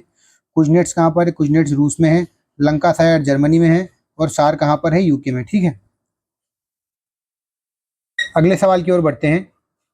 अगला सवाल है, संसार में उत्तरी अटलांटिक नौ परिवहन मार्ग सबसे अधिक व्यस्त समुद्री समुद्री मार्ग है। ठीक है, तो यह जो है कथन सही है। क्यों क्योंकि वह संसार के दो मुख्य औद्योगिक क्षेत्र को जोड़ता है, तो यह भी सही है और यह इसका कारण भी है। ठीक है, तो कथन कारण दोनों सही है और सही व्याख्या करता है। अगला सवाल देखते हैं। भारत के संविधान में निम्नलिखित उपबंधों में से कौन सा 26 नवंबर 1949 से प्रभावी हो गया। ठीक है, 26 नवंबर 1949 से निर्वाचन प्रभावी हो गया था हमारे वहाँ पे, नागरिकता प्रभावी हो गई थी, साथ साथ में संसद प्रभावी हो गई थी, और अन्य कई उपबंध 26 नवंबर 1949 से लागू कर दिए गए थे। ठीक है, तो एक और दो जो है इसके अंदर सही आंसर हो जाता है। अगला है, संविधान सभा द्वारा अंगीकृत ऐतिहासिक उद्देश्यों के कथन के संबंध में निम्नलिखित कथनों में से कौन से सही हैं। ठीक है, ये हमको बताने हैं। पहला कथन है, उद्देश्यों के कथन ने अपने सभी उत्तरवर्ती चरणों से संविधान के रूप निर्माण को अनुप्रमाणित किया, तो यह सही है। यह केवल एक प्रस्ताव भरी नहीं था, बल्कि एक घोषणा, एक दृढ़ संकल्प और एक प्रतिज्ञा थी, यह भी सही है। इसने हमारे संविधान का अंतर्निहित दर्शन प्रदान किया, यह भी सही है। ठीक है, तो यह तीनों ही कथन सही हो जाते हैं। अगला है, एनआरआई द्वारा भारत में निर्वाचनों में पात्र मतदाता होने के लिए निम्नलिखित में शर्तों में से कौन सी पूरी की जानी चाहिए। तो पहला है, अपने मताधिकार को प्रयोग करने के लिए उन्हें अपने मूल स्थान में शारीरिक रूप से मौजूद होना ही चाहिए, तो यह जो स्टेटमेंट है यह सही है। अगला है, एनआरआई चाहे उन्होंने दूसरे देश की नागरिकता प्राप्त की हो या नहीं, मत देने के पात्र होते हैं। नहीं, अगर दूसरे देश की नागरिकता प्राप्त कर ली है तो मत देने के पात्र नहीं होंगे। अगला है, पात्र एनआरआई को निर्वाचन पंजीकरण कार्यालय के साथ फॉर्म 6A भरकर पंजीकृत होना चाहिए, तो यह स्टेटमेंट भी सही है। तो पहला और तीसरा स्टेटमेंट इसके अंदर सही है, दूसरा गलत है। अगला है, निम्नलिखित कथनों में से कौन से सही हैं। कथन है, भारत में अनुच्छेद 32 के अधीन संवैधानिक उपचार केवल मूल अधिकारों के मामले में उपलब्ध हैं, उन अधिकारों के मामले में नहीं जो संविधान के कुछ अन्य उपबंधों में अनुगमित होते हैं। ठीक है, तो इसके अंदर जो पहला स्टेटमेंट है वह सही हो जाता है। अगला है, उच्चतम न्यायालय और उच्च न्यायालय दोनों केवल मूल अधिकारों के परिवर्तन, तो यहाँ पे केवल नहीं होना चाहिए। उच्च न्यायालय को उच्चतम न्यायालय से ज्यादा अधिक शक्तियां प्राप्त हैं, तो केवल मूल अधिकारों के परिवर्तन से नहीं होगा, तो सेकंड स्टेटमेंट जो है वो इनकरेक्ट हो जाता है। अगले सवाल की ओर बढ़ते हैं। अगला सवाल है, भारतीय संविधान में प्रतिस्थापित राज्य के डीपीएसपी के अंतर्गत निम्नलिखित प्रावधानों पर विचार कीजिए। पहला प्रावधान है, भारतीय नागरिकों के लिए समान नागरिक संहिता सुरक्षा, यूसीसी सही है। ग्राम पंचायतों को संगठित करना भी है इसके अंदर डीपीएसपी में। ग्रामीण क्षेत्रों में कुटीर उद्योगों को प्रोत्साहित करना भी है डीपीएसपी में। सभी कर्मकारों के लिए यथोचित अवकाश तथा सांस्कृतिक अवसर सुरक्षित करना, यह भी डीपीएसपी में उपलब्ध है। ठीक है, उपयुक्त में से कौन से गांधीवादी सिद्धांत है। तो गांधीवादी सिद्धांत ग्राम पंचायत और कुटीर उद्योग, ये दोनों ग्रामीण गांधीवादी सिद्धांत है, तो बी आंसर हो जाएगा, केवल 2 और 3। अगला सवाल है, निम्नलिखित में से कौन सा कथन सही नहीं है। कथन है, धन विधेयक राज्यसभा में पुनः स्थापित नहीं किया जाएगा, यह कथन सही है। राज्यसभा को धन विधेयक को अस्वीकृत करने तथा उसमें संशोधन करने का कोई अधिकार नहीं है, तो यह स्टेटमेंट जो है गलत हो जाएगा, क्योंकि उसमें संशोधन करने का उसको अधिकार है, संशोधन करके भेजेगी और लोकसभा उसके ऊपर विचार करेगी। अगला है, मंत्रिपरिषद लोकसभा के प्रति उत्तरदायी है, राज्यसभा के प्रति नहीं, यह स्टेटमेंट भी सही है। राज्यसभा की तुलना में लोकसभा के पास राज्य सूची के संबंध में विशेष शक्तियां हैं। राज्यसभा की तुलना में राज्यसभा की तुलना में लोकसभा के पास राज्य सूची के संबंध में विशेष शक्तियां हैं, तो यह गलत है, क्योंकि राज्यसभा के पास लोकसभा की तुलना में ज्यादा अधिक शक्तियां हैं राज्य सूची के संबंध में, तो यह स्टेटमेंट भी इनकरेक्ट है। तो इसके अंदर बी और डी ऐसे दो जो स्टेटमेंट है वो इनकरेक्ट है। अगला सवाल है, निम्नलिखित कथनों पर विचार कीजिए। कथन है, लोकसभा अथवा राज्य की विधानसभा के निर्वाचन में जीतने वाले उम्मीदवार को निर्वाचित घोषित किए जाने के लिए किए गए मतदान का कम से कम 50% पाना अनिवार्य है। तो यह स्टेटमेंट इनकरेक्ट है। सवाल मेरे को लगता है हम पहले भी कर चुके हैं। ऐसा नहीं है, first pass the post system है। जो बहुमत मतलब मतों का जो बहुमत पा जाएगा वो विजय घोषित कर दिया जाएगा, ना कि 50% पाने वाला। ठीक है, ऐसा कोई प्रावधान नहीं है। भारत के संविधान में अधिकथित उपबंधों के अनुसार लोकसभा में अध्यक्ष पद का पद बहुमत, ऐसा लोकसभा में संविधान में कहीं भी नहीं लिखा गया है। जो भी मतदान होगा, जो भी उसमें लोकसभा का अध्यक्ष चुने जाने के लिए मत में विजयी प्राप्त करेगा, उसको डायरेक्ट वोटिंग होगी। जो भी चुना जाएगा उसको ही लोकसभा का अध्यक्ष चुना जाएगा, चाहे वो बहुमत का हो, चाहे वो विपक्ष का नेता हो। ठीक है, तो ऐसा संविधान में कहीं भी अधिकथित नहीं है। तो दोनों ही स्टेटमेंट इसके अंदर गलत साबित होते हैं। अगला है, लोकसभा के उपाध्यक्ष से संबंधित कौन से कथन सही हैं? कथन है, 1950 में भारतीय संविधान के परिवर्तित होने के बाद उपाध्यक्ष के पद को और अधिक प्रमुख स्थान प्राप्त हुआ। तो यह स्टेटमेंट सही है। अगला है, उसका निर्वाचन सदस्यों के मध्य से ही होता है। तो यह स्टेटमेंट भी सही है। अगला है, वह पद पर तब तक बना रह सकता है जब तक वह सदन का सदस्य बना रहे। ठीक है, तो यह स्टेटमेंट भी सही है। तो अगले सवाल की ओर बढ़ते हैं। अगला सवाल है, निम्नलिखित कथनों पर विचार कीजिए। कथन है, एच.एन. सान्याल समिति एक रिपोर्ट के अनुसरण में न्यायालय की अवमानना अधिनियम 1971 पारित किया गया था। ठीक है, तो एच.एन. सान्याल समिति के एक रिपोर्ट के अनुसरण में यह पारित किया गया था। तो यह कथन सही हो जाता है। अगला है, भारत का संविधान उच्चतम न्यायालय और उच्च न्यायालय को अपनी अवमानना के लिए दंड देने हेतु शक्ति प्रदान करता है। सही है। भारत का संविधान सिविल अवमानना और आपराधिक अवमानना को परिभाषित करता है। तो यह स्टेटमेंट गलत है, बिल्कुल परिभाषित नहीं करता है। भारत में न्यायालय की अवमानना के विषय में कानून बनाने के लिए संसद में शक्ति नहीं है। तो यह स्टेटमेंट भी गलत है। न्यायालय की अवमानना के लिए शक्ति न्यायालय के पास ही है, ना कि संसद के पास। ठीक है, तो केवल 1 और 2 इसके अंदर सही है। ठीक है, अगला है, निम्नलिखित में से कौन से कथन सही है? कथन सवाल है, भारत के संविधान के अनुच्छेद 200 के उपबंधों के अधीन किसी राज्य का राज्यपाल राज्य विधानमंडल द्वारा पारित किसी विधेयक पर अनुमति रोक सकता है। बिल्कुल, उसके पास पावर होती है कि ही कैन गिव एसेंट, मतलब वो अनुमति देगा, अनुमति नहीं देगा, पुनर्विचार के लिए वापस भेज देगा। राष्ट्रपति के लिए क्या कहते हैं, वो विधेयक को आरक्षित कर लेगा। ठीक है, इतनी शक्तियां गवर्नर के पास होती है। तो पहला स्टेटमेंट है, राज्य विधानमंडल द्वारा पारित किसी विधेयक पर अनुमति रोक सकता है। बिल्कुल रोक सकता है। राज्य विधानमंडल द्वारा पारित विधेयक राष्ट्रपति के विचार के लिए आरक्षित बिल्कुल रख सकता है। अभी ये बहुत चर्चा में मुद्दा बना हुआ है। लोग कह रहे हैं कि जो न्यायपालिका है वो सुपर संसद बन चुकी है। सुपर संसद बन चुकी है अर्थात तो राष्ट्रपति और राज्यपाल के ऊपर भी क्या कहते हैं, वो कमर कस रही है। उनको भी कह रही है कि आपको भी, अगर राज्यपाल कोई भी विधेयक को राष्ट्रपति के विचाराधीन रखता है तो वो न्यायालय मतलब बहुत लंबे समय तक अगर रखे रखता है। एक विधेयक ऐसा था कि राष्ट्रपति ने अपने पास 10 साल तक आरक्षित रखा, 10 साल बाद उसके ऊपर डिसीजन दिया था। तो अगर ऐसे कोई रखे रहता है, 3 महीने के अंदर अंदर राज्य क्या कहते हैं, सुप्रीम कोर्ट के अंदर जा सकते हैं। ऐसा प्रावधान लाया जा रहा है, सुप्रीम कोर्ट ऐसा कह रहा है। तो लोग ऐसा कह रहे हैं कि आर्टिकल छप रहे हैं कि जो सुप्रीम कोर्ट है वो सुपर संसद बन रही है। हालांकि एक विचार का मुद्दा है, गहन विचार का मुद्दा है, जिनको आगे डिस्कस किया जा सकता है, अभी सवाल में नहीं। अगला है इसके अंदर कथन, विधेयक को यदि वह धन विधेयक नहीं है विधानमंडल में पुनर्विचार के लिए लौटा सकता है। बिल्कुल सही। धन विधेयक को नहीं लौटा सकता क्योंकि उसके लिए पूर्व अनुमति आवश्यक होती है। अगला है, किसी राज्य में राष्ट्रपति शासन की घोषणा की निम्नलिखित में से कौन से परिणामों का होना आवश्यक नहीं है? ठीक है, तो राज्य विधानमंडल का विघटन होना आवश्यक नहीं है। राज्य के मंत्रिपरिषद का हटाया जाना आवश्यक है, तो ये गलत है। स्थायी निकायों का विघटन बिल्कुल आवश्यक नहीं है, इसका तो कहीं कुछ होता ही नहीं है। तो ये भी 1 और 3 इसके आंसर हो जाएंगे, तो बी इसका आंसर है। ठीक है, अगला है, पंचायत की संरचना के संबंधित कौन सा कथन सही नहीं है? पंचायत की संरचना से संबंधित कौन सा कथन सही नहीं है? तो पहला है, प्रत्येक राज्य ग्राम मध्य और जिला स्तर पर पंचायत का गठन करेगा। तो यह स्टेटमेंट गलत है। प्रत्येक राज्य नहीं करेगा। जिसकी 20 लाख से अधिक जनसंख्या है, किससे 20 लाख से अधिक जनसंख्या है, वही क्या कहते हैं मध्य पंचायत का गठन कर सकेगा। सभी राज्य नहीं कर सकेंगे। अगला स्टेटमेंट है, ग्राम सभा स्तर पर अपनी शक्तियों का प्रयोग करेगी। ग्राम सभा ग्राम स्तर पर सही है। ऐसा राज्य जिनकी जनसंख्या 20 लाख से अधिक नहीं, मध्य स्तर पर पंचायत का गठन नहीं कर सकेंगे। यह स्टेटमेंट सही है। किसी राज्य का विधानमंडल विधि द्वारा पंचायत की संरचना के लिए उपबंध करेगा। तो यह स्टेटमेंट भी बिल्कुल सही है। तो पहला गलत है, बाकी 3 स्टेटमेंट इसके अंदर बिल्कुल सही है। अगला सवाल है, अनुसूचित जाति और जनजाति आयोग के कार्यों के संबंध कथनों पर विचार कीजिए। ठीक है, कथन है इसके अंदर, जनजाति समुदायों के खनिज पर अधिकार पर रोक लगाकर सरकार को स्थानांतरण। गलत है। ऐसा कोई रोक नहीं लगा सकती। वो बस खाली सरकार को सुझाव दे सकती है कि ऐसा आपको करना चाहिए, ना कि बिल्कुल वो रोक ही लगा देगी। अगला है, वह वन क्षेत्र में रह रही अनुसूचित जनजातियों को लघु वनोपज पर स्वामित्व का अधिकार देना संबंधी उपाय बिल्कुल सही है। जनजातीय लोगों को का भूमि से विलगाव रोकने के उपाय तथा उन लोगों का प्रभावी पुनर्वास करना जो पहले ही भूमि से विलग हो चुके हैं। तो यह स्टेटमेंट भी जो है बिल्कुल सही है। तो सेकंड और थर्ड स्टेटमेंट इसके अंदर सही हो जाता है, पहला स्टेटमेंट इसके अंदर गलत हो जाता है। अगले सवाल की ओर बढ़ते हैं। अगला सवाल है, वित्त आयोग के कार्य के संदर्भ में निम्नलिखित कथनों पर विचार कीजिए। ठीक है, तो वित्त आयोग कौन से आर्टिकल के अंदर में आता है? वित्त आयोग आता है 280 आर्टिकल के अंदर। ठीक है, आर्टिकल 280 के अंदर वित्त आयोग का प्रावधान किया गया है। तो बताना है कि इसके संदर्भ में निम्नलिखित कथनों पर विचार करना। कथन है, भारत की संचित निधि से धन निकालने की अनुमति देना यह इसका कार्य नहीं है, तो संसद का कार्य है, तो यह स्टेटमेंट गलत हो जाता है। प्राप्त करों को राज्यों के भागों में बांटना, तो यह स्टेटमेंट सही है, यही इसका कार्य है, प्राप्त करों को राज्यों के भाग में बांटना। सहायता अनुदान के लिए राज्यों के आवेदन पर विचार करना, यह स्टेटमेंट भी सही है। अगला स्टेटमेंट, संघ सरकार तथा राज्य सरकार बजट के प्रावधानों के अनुसार करों की उगाही कर रही है या नहीं, इसकी देखरेख करना तथा उस पर रिपोर्ट देना, तो यह स्टेटमेंट गलत है, यह इसका कार्य नहीं है। तो केवल 2 और 3 इसका सही आंसर हो जाएगा। अगला सवाल है, भारत में रहने वाला ब्रिटिश नागरिक दावा नहीं कर सकता है किस बात का? ठीक है, तो व्यापार और व्यवसाय की स्वतंत्रता के अधिकार का दावा भारत में रहने वाला ब्रिटिश नागरिक नहीं कर सकता है। ठीक है, कौन से अधिकार प्राप्त है? 15, 16, 19, 25, 29, 30। ठीक है, और 32 भी इनको प्राप्त है, तो ये अधिकार इनको प्राप्त है। अगला है, विधि की समझ समता के अधिकार का इनको प्राप्त है। जीवन में व्यक्तिगत स्वतंत्रता की सुरक्षा प्राप्त है। धर्म की स्वतंत्रता का अधिकार भी इनको प्राप्त है। ठीक है, अगला है, भारत के संविधान के अधीन लोक लेखा समिति किस लिए होती है? लोक लेखा समिति किसके लिए होती है?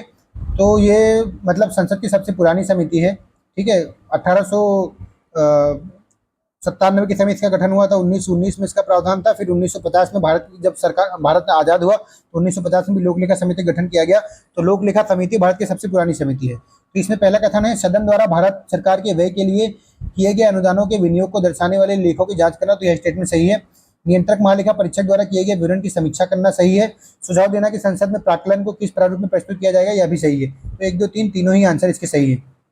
अगला है, मंत्रिपरिषद सामूहिक रूप से किसके प्रति उत्तरदायी होते हैं? लोकसभा के प्रति, एक संवैधानिक बाध्यता के अंतर्गत। ठीक है, और कौन से आर्टिकल के अंतर्गत? 75(3) के अनुसार। तो ये तीनों ही सही है, और ये चौथा स्टेटमेंट जो है वो गलत है। तो 75(3) के अनुसार एक संवैधानिक बाध्यता के अंतर्गत लोकसभा के प्रति मंत्रिपरिषद सामूहिक रूप से उत्तरदायी होते हैं। अगला है, संसद में विधायन प्रस्ताव की पहल करने से पहले भारत के राष्ट्रपति की पूर्व स्वीकृति आवश्यक है। कौन से विधायन होंगे जिनके लिए राष्ट्रपति की पूर्व स्वीकृति आवश्यक होगी? एक, नवीन राज्य के गठन से संबंधित विधेयक पर पूर्व स्वीकृति आवश्यक है। ऐसा कराधान विधेयक जिनमें राज्यों का हित निहित हो, सही है। राज्यों के व्यवसाय से या ऐसा कोई मतलब विधेयक पास करना हो तो उसमें राष्ट्रपति की पहले ही अनुमति आवश्यक होती है। अगला है, राज्य की सीमाओं में फेरबदल करने के संबंधित विधेयक पर, सही है।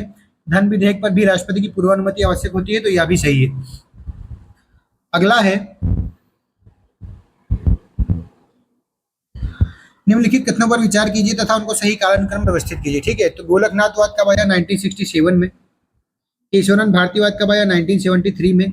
24वां संविधान संशोधन अधिनियम कब पारित हुआ? 1971 में। 1971 में। और 42वां संविधान संशोधन कब हुआ? 1976 में। ठीक है, तो सबसे पहले क्या आया? सबसे पहले आया गोलकनाथवाद, फिर आया क्या? 24वां संविधान संशोधन, फिर उसके लिए आया केशवानंद भारतीवाद, फिर 42वां संविधान संशोधन। ठीक है, तो 1, 3, 2, 4, 1, 3, 2, 4 ए आंसर हो जाएगा। अगला है, पंचायत निर्वाचन हेतु राज्य निर्वाचन आयुक्त नियुक्त किया जाएगा। ठीक है, पंचायत निर्वाचन हेतु राज्य निर्वाचन आयुक्त नियुक्त किया जाएगा किसके द्वारा? राज्य के राज्यपाल द्वारा। कौन सी आर्टिकल में है राज्य निर्वाचन आयोग? 243 के। ठीक है, राज्य वित्त आयोग कौन से में है? 243 आई। अगला है, ये मिसाइल दी हुई है और मिसाइल किस लिए काम आती है? तो पृथ्वी मिसाइल किस लिए?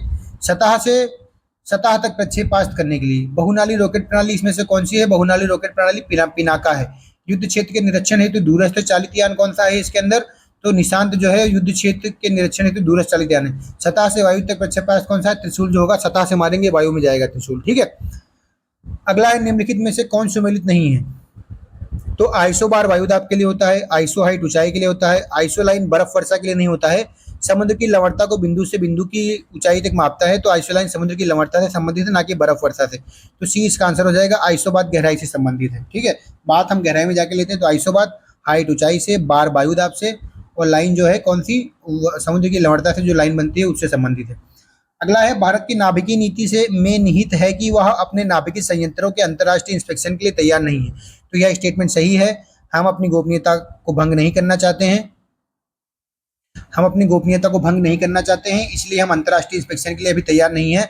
अगला है, भारत नाभिकीय यंत्र नहीं बनाएगा। यह स्टेटमेंट गलत है। भारतीय नाभिकीय यंत्र बनाएगा, बिल्कुल बनाएगा, लेकिन फर्स्ट यूज नहीं करेगा। ठीक है, नो फर्स्ट यूज की पॉलिसी यूज करी हुई हमने। अगला है निम्नलिखित में से कौन सेल्फ कॉम्प्लीमेंट्री कोड है, ठीक है। तो सेल्फ कॉम्प्लीमेंट्री कोड वो होते हैं जिनको ऐड करने पर 9 आए, ठीक है, वो सेल्फ कॉम्प्लीमेंट्री कोड होते हैं। जैसे कौन से 3321 है, देखो 3 3 6 2 8 1 9, ठीक है, 2421 है और 5211, ये सभी क्या है, सेल्फ कॉम्प्लीमेंट्री कोड है। तो 5211 इसके अंदर ऑप्शन में है, तो बी इसका आंसर हो जाएगा। सिम का पूरा स्वरूप क्या है, सिम का पूरा स्वरूप है सब्सक्राइबर्स आइडेंटिटी मॉड्यूल, सिम का फुल फॉर्म है। अगला है निम्नलिखित कथनों पर विचार कीजिए। कथन है नमक और बर्फ के मिश्रण को 0 डिग्री सेल्सियस के नीचे का तापमान प्राप्त होता है, ठीक है। हाँ, तो यह स्टेटमेंट बिल्कुल सही है, -22 डिग्री उसका क्वथनांक हो जाता है। तो नमक और बर्फ के मिश्रण कर देंगे तो -22 डिग्री हो जाएगा, तो तापमान नीचे प्राप्त होता है। अगला है नमक बर्फ के हिमांक को बढ़ा देता है, गलत है, घटा देता है, ठीक है। कोई भी इम्प्योरिटीज अगर मिला देंगे द्रव्य में तो उसका क्वथनांक क्या होगा, उसका क्वथनांक बढ़ जाएगा, ठीक है, क्वथनांक बढ़ेगा तो हिमांक घट जाएगा। अगला है सूची 1 को सूची 2 में सुमेलित करना है। अचार क्या है, अचार में एसिटिक एसिड प्राप्त होता है। खट्टे दूध में हमेशा लैक्टिक एसिड प्राप्त होगा। शीतल पेय में क्या प्राप्त होगा, सेब में मौलिक एसिड, शीतल पेय में कार्बोनिक एसिड। ये सवाल रिपीट हो रहा है, ये सवाल हम पहले कर चुके हैं। अगला है सवाल, पौधों की फॉस्फोरस आवश्यकताओं की पूर्ति के लिए रासायनिक उर्वरक आवश्यक है, तो यह स्टेटमेंट सही है। अगला है 1 मीट्रिक टन जैव खाद मुश्किल से 2 से 3 किलो फॉस्फोरस की आपूर्ति करती है, तो यह स्टेटमेंट भी सही है। 1.5 से 3 किलो तक इसके अंदर फॉस्फोरस प्राप्त होता है 1 मीट्रिक टन में, तो दोनों ही सही है और इसका कारण भी है, ठीक है। अगले सवाल की ओर बढ़ते हैं। कौन सा युग्म सही सुमेलित नहीं है, ये हमको बताना है। तो एपीकल्चर शहद की मक्खी से संबंधित है, ठीक है, मधुमक्खी से संबंधित एपीकल्चर है। सेरीकल्चर सिल्क वर्म से संबंधित है। पीसी कल्चर लाख के कीड़े से संबंधित नहीं है। पीसी कल्चर मछली पालन से संबंधित है। हॉर्टिकल्चर फूल से संबंधित है। अगला सवाल है, निम्नलिखित कथन दिए गए हैं, इसमें अभिकथन और कारण दिया गया है। मानव शरीर सेलुलोज के पाचन में असक्षम है, बिल्कुल सही है, मानव शरीर सेलुलोज का पाचन नहीं कर पाता है। अगला है, मानव शरीर में स्टार्च अपघटक एंजाइम डाइस्टेज विद्यमान रहते हैं, तो यह भी सही है, लेकिन यह इसका सही कारण नहीं है, ठीक है। अगला है, निम्नलिखित में से कौन सा विटामिन एवं उसकी कमी वाले रोग सुमेलित है। कैल्सीफेरोल से अस्थि रुग्णता होती है, सही है। नियासिन से पेलाग्रा चमकग्रा होता है। कोबालामिन से संघतीय रक्ताल्पता होती है, तो यह भी सही है। राइबोफ्लेविन से बेरी नहीं होता है। बेरी B1 विटामिन B1 की कमी से बेरी रोग होता है, और B1 का साइंटिफिक नेम है थायमीन, ठीक है। राइबोफ्लेविन किसका है, B2 का रासायनिक नाम है। और राइबोफ्लेविन की कमी से कौन सा रोग होता है, किलोसिस नाम का रोग B2 की कमी से होता है, मतलब राइबोफ्लेविन की कमी से। थायमीन की कमी से बेरी रोग होता है, ओके। अगला सवाल है, कटे स्थानों से रक्त प्रवाह रोकने के लिए फिटकरी का उपयोग किया जाता है। बिल्कुल, कटे स्थानों से अगर रक्त प्रवाह रोकना है तो फिटकरी का उपयोग किया जाएगा, क्योंकि फिटकरी एक रंगहीन क्रिस्टलीय पदार्थ है, ठीक है। तो इसके अंदर के जो एल्यूमिनियम के आयन होते हैं वो उनका स्कंदन अधिक होता है, ठीक है। तो अधिक स्कंदन वाला चीज, जो कम स्कंदन वाली चीज होती है, उसको रोक देता है। तो रक्त का स्कंदन कम होगा, इसलिए उसको रोक देता है। तो अगला है, रक्त एक कोलाइडी निकाय है, सही है। इसमें ऋणावेशित कोलाइडी कण होते हैं, बिल्कुल सही है। फिटकरी में एल्यूमिनियम आयनों की स्कंदन शक्ति अधिक होती है, अतः रक्त स्कंदित हो जाता है, तो यह भी सही है, ठीक है। रक्त का थक्का जमा देता है। तो कथन और कारण दोनों सही है और व्याख्या भी कर रहा है, ठीक है। अगला है, सूची 1 को सूची 2 में सुमेलित करना है। तो फ्लैग किससे होता है, फ्लैग जो होता है जीवाणु से फैलता है। एड्स किससे फैलता है, एड्स फैलता है वायरस यानी विषाणु से। गंजापन किससे फैलता है, गंजापन कवक से फैलता है। मलेरिया एक प्रोटोजोआ से फैलता है, ठीक है। अगला 100 नंबर का क्वेश्चन है, निम्नलिखित में से कौन सा असुमेलित युग है, ठीक है। असुमेलित युग के बारे में बताना है। सेंट्रल ड्रग रिसर्च इंस्टीट्यूट कहाँ पर है, central drug research institute Lucknow में है, तो सही है। Central electrochemical research institute Kolkata में नहीं है, ये कहाँ पर है, Karaikudi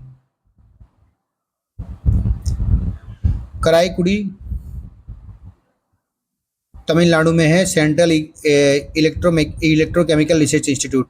centre for cellular and molecular biology कहाँ पर है, हैदराबाद में, तो यह सही है। Central salt research institute Bhavnagar में है, तो यह भी सही है। मेढक के कायांतरण में क्या होता है, देखो मेढक पहले क्या होता है, टेडपोल होता है ना, टेडपोल।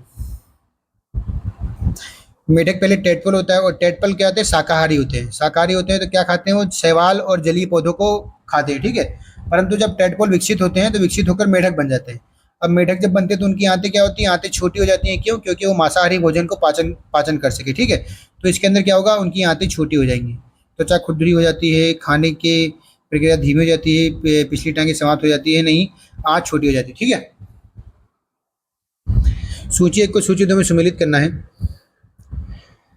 दाची गांव वन्य जीव अभयारण्य किसके लिए हंगुल यहाँ पे पाए जाते हैं, कहाँ पर है? हंगुल कहाँ पाए जाते हैं? हंगुल पाए जाएंगे जम्मू और कश्मीर में।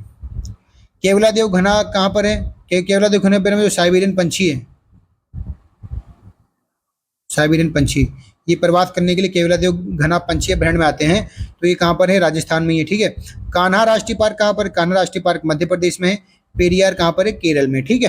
पेरियार केरल में है, कान्हा राष्ट्रीय पार्क मध्य प्रदेश में है, केवला देवी घाना पक्षी अभ्यारण्य राजस्थान में है, दाची गांव वन्य जीव अभ्यारण्य जम्मू कश्मीर में है। अगला सवाल है, निम्नलिखित में से कौन से कथन सही है? कथन है संगाई हिरण की एक संकटनापन्न प्रजाति, ठीक है। संघाई कहाँ की? एक मणिपुरी हरी हिरण की प्रजाति है। कहाँ की? मणिपुरी।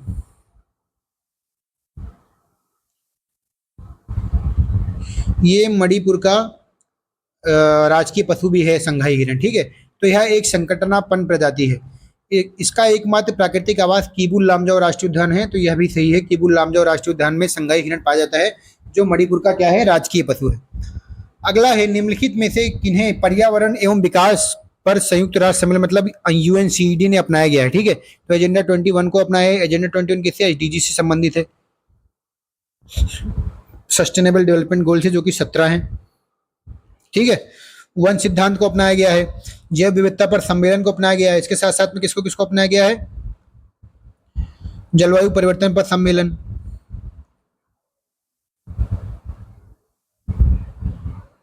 जलवायु परिवर्तन पर सम्मेलन पर मरुस्थलीकरण को रोकने के लिए कन्वेंशन, ठीक है। मरुस्थलीकरण को रोकने के लिए कन्वेंशन, जलवायु परिवर्तन पर सम्मेलन, जैव विविधता पर सम्मेलन, वन सिद्धांत, एजेंडा 21, इन सबको यूएनसीईडी द्वारा अपनाया गया है। ये आपको याद रहना चाहिए। अगला सवाल है, यद्यपि भारत की जनसंख्या तीव्र गति से बढ़ रही है, किंतु पंछियों की जनसंख्या तेजी से घट रही है, क्यों? ठीक है, क्योंकि शिकारियों की संख्या में असाधारण वृद्धि हो रही है। तो यह गलत है। जैविक कीटनाशक तथा जैविक उर्वरक का बड़े पैमाने पर उपयोग हो रहा है। तो यह भी गलत है। पंछियों के वास स्थान में बड़े पैमाने पर कटौती हुई है, ठीक है। वन काटे जा रहे हैं, यह सही है। कीटनाशक, रासायनिक उर्वरक तथा मच्छर भगाने वाली दवाओं का बड़े पैमाने पर उपयोग हो रहा है। तो यह भी सही है। इसी वजह से क्या कहते हैं, जो पंछी भोजन करते हैं वो खत्म हो रहे हैं। इसी वजह से पंछियों की संख्या में भी तेजी से कमी आ रही है। तो यह दोनों ही सही है। अगला सवाल है, निम्नलिखित घटनाओं को उनके प्रारंभ के कालानुक्रम में व्यवस्थित कीजिए, ठीक है। तो वन्य जीव संरक्षण अधिनियम कब आया? 1972 में। जैव विविधता अधिनियम कब आया? 2002 में। प्रोजेक्ट टाइगर कब लॉन्च हुआ? 1973 में। प्रोजेक्ट हाथी कब लॉन्च हुआ? 1992 में, ठीक है। तो ये पहले नंबर पे आ जाएगा, ये चौथे नंबर पे, ये दूसरे नंबर पे, ये तीसरे नंबर पे, ठीक है। 1 4 2 3, सबसे पहले क्या आएगा? 1 3 4 2, 1 3 4 2 बी आंसर, ठीक है। अगला है, निम्नलिखित सूची सम्मिलित करनी है। खनिज, ठीक है। तो खनिज क्या होगा? समाप्त होने योग्य पदार्थ। खनिज क्या होगा? हम उसको खनन करते जाएंगे, यूज करते जाएंगे, तो एक दिन क्या होगा? वो समाप्त हो जाएगा। सौर ऊर्जा क्या होगा? सौर ऊर्जा असमाप्त होनी होगी। सौर ऊर्जा कभी समाप्त नहीं होगी जब तक सूर्य का विनाश, सूर्य जिस दिन विनाश होगा पृथ्वी का विनाश हो जाएगा, सब खत्म हो जाएगा। बायोगैस क्या है? मीथेन और कार्बन डाइऑक्साइड को मिलाकर बायोगैस बनती है। वन आरोपण करने से क्या होगा? वर्षा होगी, ठीक है। अगला है, अगला सवाल सूची सम्मिलित करने वाला है। त्वचा कैंसर पराबैंगनी मतलब यूवी रेस से होता है। ध्वनि प्रदूषण डेसिबल में मापा जाए, ज्यादा डेसिबल होगा ध्वनि प्रदूषण होगा। वैश्विक तापन किसमें मापा जाएगा? कार्बन डाइऑक्साइड ज्यादा बढ़ेगा, वैश्विक तापन होगा। ओजोन छिद्र से क्लोरोफ्लोरोकार्बन आएंगे, ठीक है। यह विचार की भविष्य में भारतीय नियोजन में वस्तुओं से अधिक ध्यान व्यक्तियों पर देना चाहिए व्यक्त किया था किसने? अमर्त्य सेन ने। अमर्त्य सेन द्वारा, अमृत सेन क्या है? इनको 1998 का अर्थव्यवस्था का नोबेल पुरस्कार मिला है, ठीक है। अगला है, भारत में निम्नलिखित राज्यों को उनके वनाच्छादन मतलब कुल क्षेत्र के संदर्भ में वन क्षेत्र का प्रतिशत अवरोही क्रम में व्यवस्थित कीजिए, ठीक है। तो हरियाणा में 3.63% वन है। महाराष्ट्र में कितने? 16.51%। मणिपुर में कितने हैं? 74.34%। उड़ीसा में कितने हैं? 33.5%, ठीक है। तो इसी हिसाब से आप इनको मैच कर दीजिएगा। निम्नलिखित में से किसने तिब्बत पठार के ऊपर वर्ष 2005 में ओजोन आभा मंडल मतलब ओजोन हेलो का पता लगाया था? तो GW कैंट मून ने ओजोन आभा मंडल का पता लगाया था 2005 में। अगला 112 नंबर का सवाल, वहन योग्य परिवहन के सतत वैकल्पिक उपाय का उद्देश्य प्रचार करना है। संपीड़ित बायोगैस गैसों के प्रयोग का प्रचार करना वहन योग्य परिवहन के सतत वैकल्पिक उपाय का उद्देश्य है, ठीक है। अगला सवाल है, कंजर्वेशन इंटरनेशनल के संदर्भ में, किसके? कंजर्वेशन इंटरनेशनल के संदर्भ में निम्नलिखित कथनों पर विचार कीजिए। यह संयुक्त राष्ट्र संघ का एक जैव विविधता के संरक्षण से जुड़ा संगठन है। तो यह स्टेटमेंट गलत हो जाता है। यह प्रतिवर्ष महासागर स्वास्थ्य सूचकांक ओशियन हेल्थ इंडेक्स जारी करता है। तो यह स्टेटमेंट सही हो जाता है, ठीक है। तो केवल 2 इसका आंसर हो जाएगा। अगला है एसडीजी जो है उनको मिलाना है, तो एसडीजी 10 क्या है? एसडीजी 10 है असमानताओं में कमी, ठीक है। तो तीसरे नंबर पे असमानताओं में कमी। एसडीजी 13 क्या है? जलवायु क्रिया, तो पहले नंबर पर है। एसडीजी 14 क्या है? पानी के नीचे जीवन खोजना है हमको, ठीक है। फिर उसके बाद जमीन के नीचे जीवन खोजना है, तो जमीन पर जीवन 15 आ जाएगा, तो ये दूसरे नंबर पर, सॉरी 3 1 4 2, इसी हिसाब से 3 1 4 2 सी आंसर हो जाएगा। निम्नलिखित युग्मों में से कौन सा सम्मिलित नहीं है, ठीक है। तो रबर थाईलैंड में पाया जाता है, कहवा मंगोलिया में नहीं पाया जाता है, कहवा ब्राजील में पाया जाता है। कहवा यानी कॉफी, ब्राजील में साओ जो पोर्ट है वो क्या कहते हैं, कॉफी पोर्ट कहा जाता है, तो आपको पता होना चाहिए, ठीक है। जैतून स्पेन में पाया जाता है, गन्ना ब्राजील में पाया जाता है। उत्तर प्रदेश में भी गन्ना भारत में सबसे ज्यादा पाया जाता है। निम्नलिखित में से कौन केंद्र सरकार के चालू खाते के आय के स्रोत है, ठीक है। चालू खाते के आय के स्रोत इसके अंदर कौन से हैं? तो निगम कर होगा वो चालू खाता, मतलब दो होता है ना, एक करंट अकाउंट हो गया, ठीक है, एक कैपिटल अकाउंट हो गया। तो निगम कर क्या होगा? करंट अकाउंट, मतलब निगम कर उसमें आएगा। फिर क्या आएगा? सार्वजनिक प्रतिष्ठानों से प्राप्त लाभ उसके अंदर आएगा, है ना। और उत्पाद शुल्क उसके अंदर आएगा। राष्ट्रीय बचत पत्र का विक्रय उसके अंदर नहीं आएगा, क्योंकि इसके अंदर सरकार के एसेट कम हो रहे हैं, लाइबिलिटीज बढ़ रही है। विश्व बैंक से प्राप्त ऋण भी एक प्रकार की लाइबिलिटी है, तो ये भी क्या कहते हैं, इसके अंदर नहीं आएगी, ठीक है। तो ये इसके अंदर से ना लाइबिलिटीज में ना लाइबिलिटीज बढ़ रही है, ना एसेट में कमी आ रही है, तो ये चालू खाते में आ रहे हैं, ठीक है। ये आपको पता होना चाहिए। रेवेन्यू रिसीट और कैपिटल रिसीट, आपको उसका कंसेप्ट पता होना चाहिए। रेवेन्यू रिसीट क्या होती है? आरआर यहाँ लिख रहा हूँ मैं, मतलब राजस्व प्राप्तियां क्या होती हैं? जिससे सरकार की लाइबिलिटीज में ना लाइबिलिटीज बढ़े, है ना, ना ही असेट में कमी आए, ठीक है। तो क्या होगा? वो रेवेन्यू रिसीट हो जाए, मतलब फ्री का पैसा। ट्रैफिक पुलिस ने आपको पकड़ा, अरे भैया आपके पास हेलमेट नहीं, 1000 रुपया दो, तो वो रेवेन्यू रिसीट हो गया सरकार के लिए, ठीक है। उसमें सरकार को कोई स्रोत खर्च नहीं करना पड़ा, और सरकार के बिना स्रोत खर्च किए क्या कहते हैं इनकम हो गई, तो वो रेवेन्यू रिसीट हो गई। रेवेन्यू एक्सपेंडिचर होता है, ठीक है, राजस्व व्यय। राजस्व व्यय क्या होता है? या तो सरकार की जो लाइबिलिटीज है ना, लाइबिलिटीज बढ़े, यानी कोई ऋण ले लिया, या तो असेट में कमी आए, ठीक है, तो क्या होगा? राजस्व प्राप्तियां होगी। कैपिटल गेन क्या, कैपिटल रिसीट क्या होगी, है ना। पूंजीगत प्राप्तियां क्या होंगी? पूंजीगत प्राप्तियां क्या होंगी? या तो लाइबिलिटीज बढ़ जाए, कोई लोन ले लिया, या तो असेट में कमी आ जाए, मतलब कोई जमीन बेच दी सरकार ने, ठीक है, तो पूंजीगत प्राप्तियां हो जाएंगी। तो कौन सी प्राप्तियां सरकार को होनी चाहिए? पूंजीगत की राजस्व।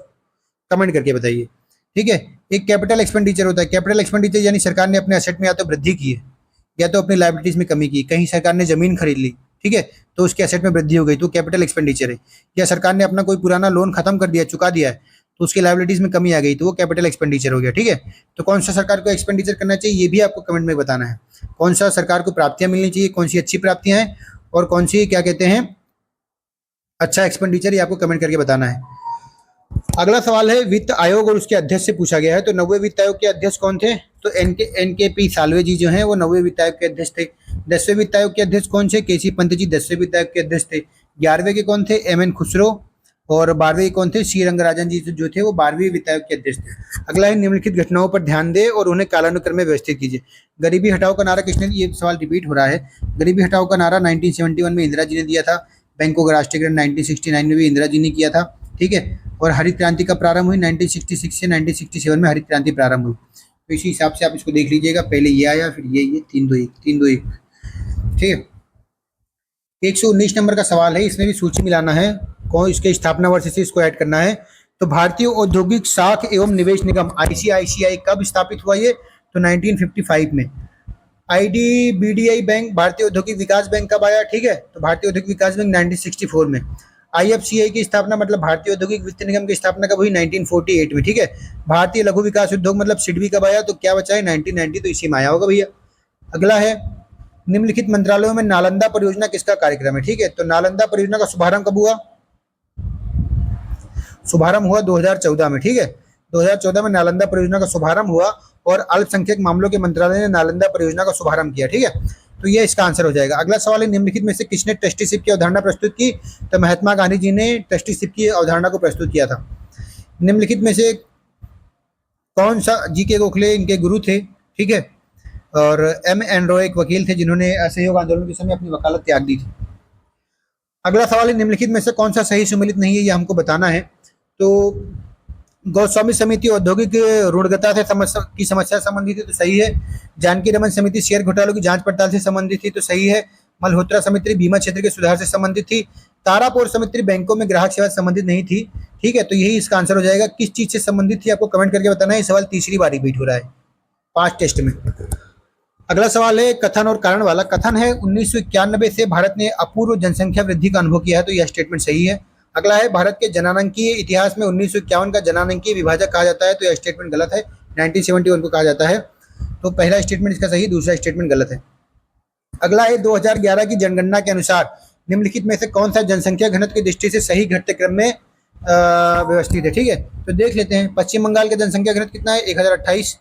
बिहार का कितना है, 1106। ठीक है, केरल का कितना है, 860। उत्तर प्रदेश का कितना है, 829। ठीक है, तो कौन सा घटते क्रम में बताना है। ठीक है, तो सबसे पहले बिहार आएगा, बिहार सबसे पहले इसमें है ना। उसके बाद क्या आएगा, बिहार के बाद पश्चिम बंगाल इसमें है, तो डी इसका आंसर हो जाएगा। ठीक है,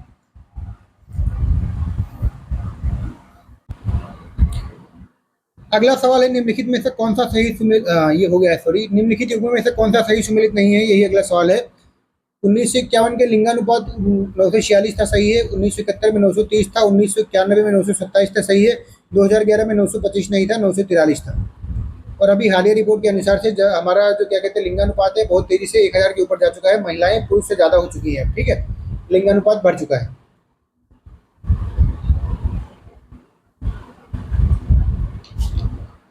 अगला सवाल है सूची मिलाने वाला सवाल है, औद्योगिक केंद्र और प्रमुख उद्योग से संबंधित सवाल है। आगरा में कौन सा, आगरा में पर्यटन क्षेत्र है, आगरा में ताजमहल है, तो पर्यटन क्षेत्र आएगा, तो 4 इसका आएगा। कानपुर, कानपुर में क्या है, कानपुर में चमड़े के सामान बनते हैं, तो कानपुर में पहला नंबर पे।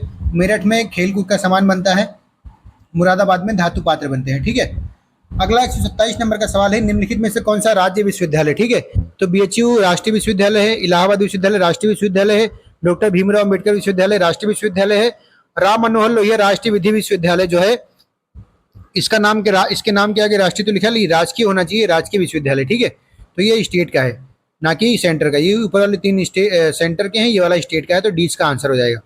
अगला है बताइए कौन सा लोक संगीत दिए स्थानों को सम्मिलित नहीं है। ठीक है, तो कजरी और बिरहा ये ही दोनों बनारस में पाया जाता है, तो बिरहा कानपुर में नहीं पाया जाता है, तो बी ही इसका आंसर हो जाएगा। कजरी और बिरहा दोनों ही बनारस में पाया जाता है। कानपुर में श्री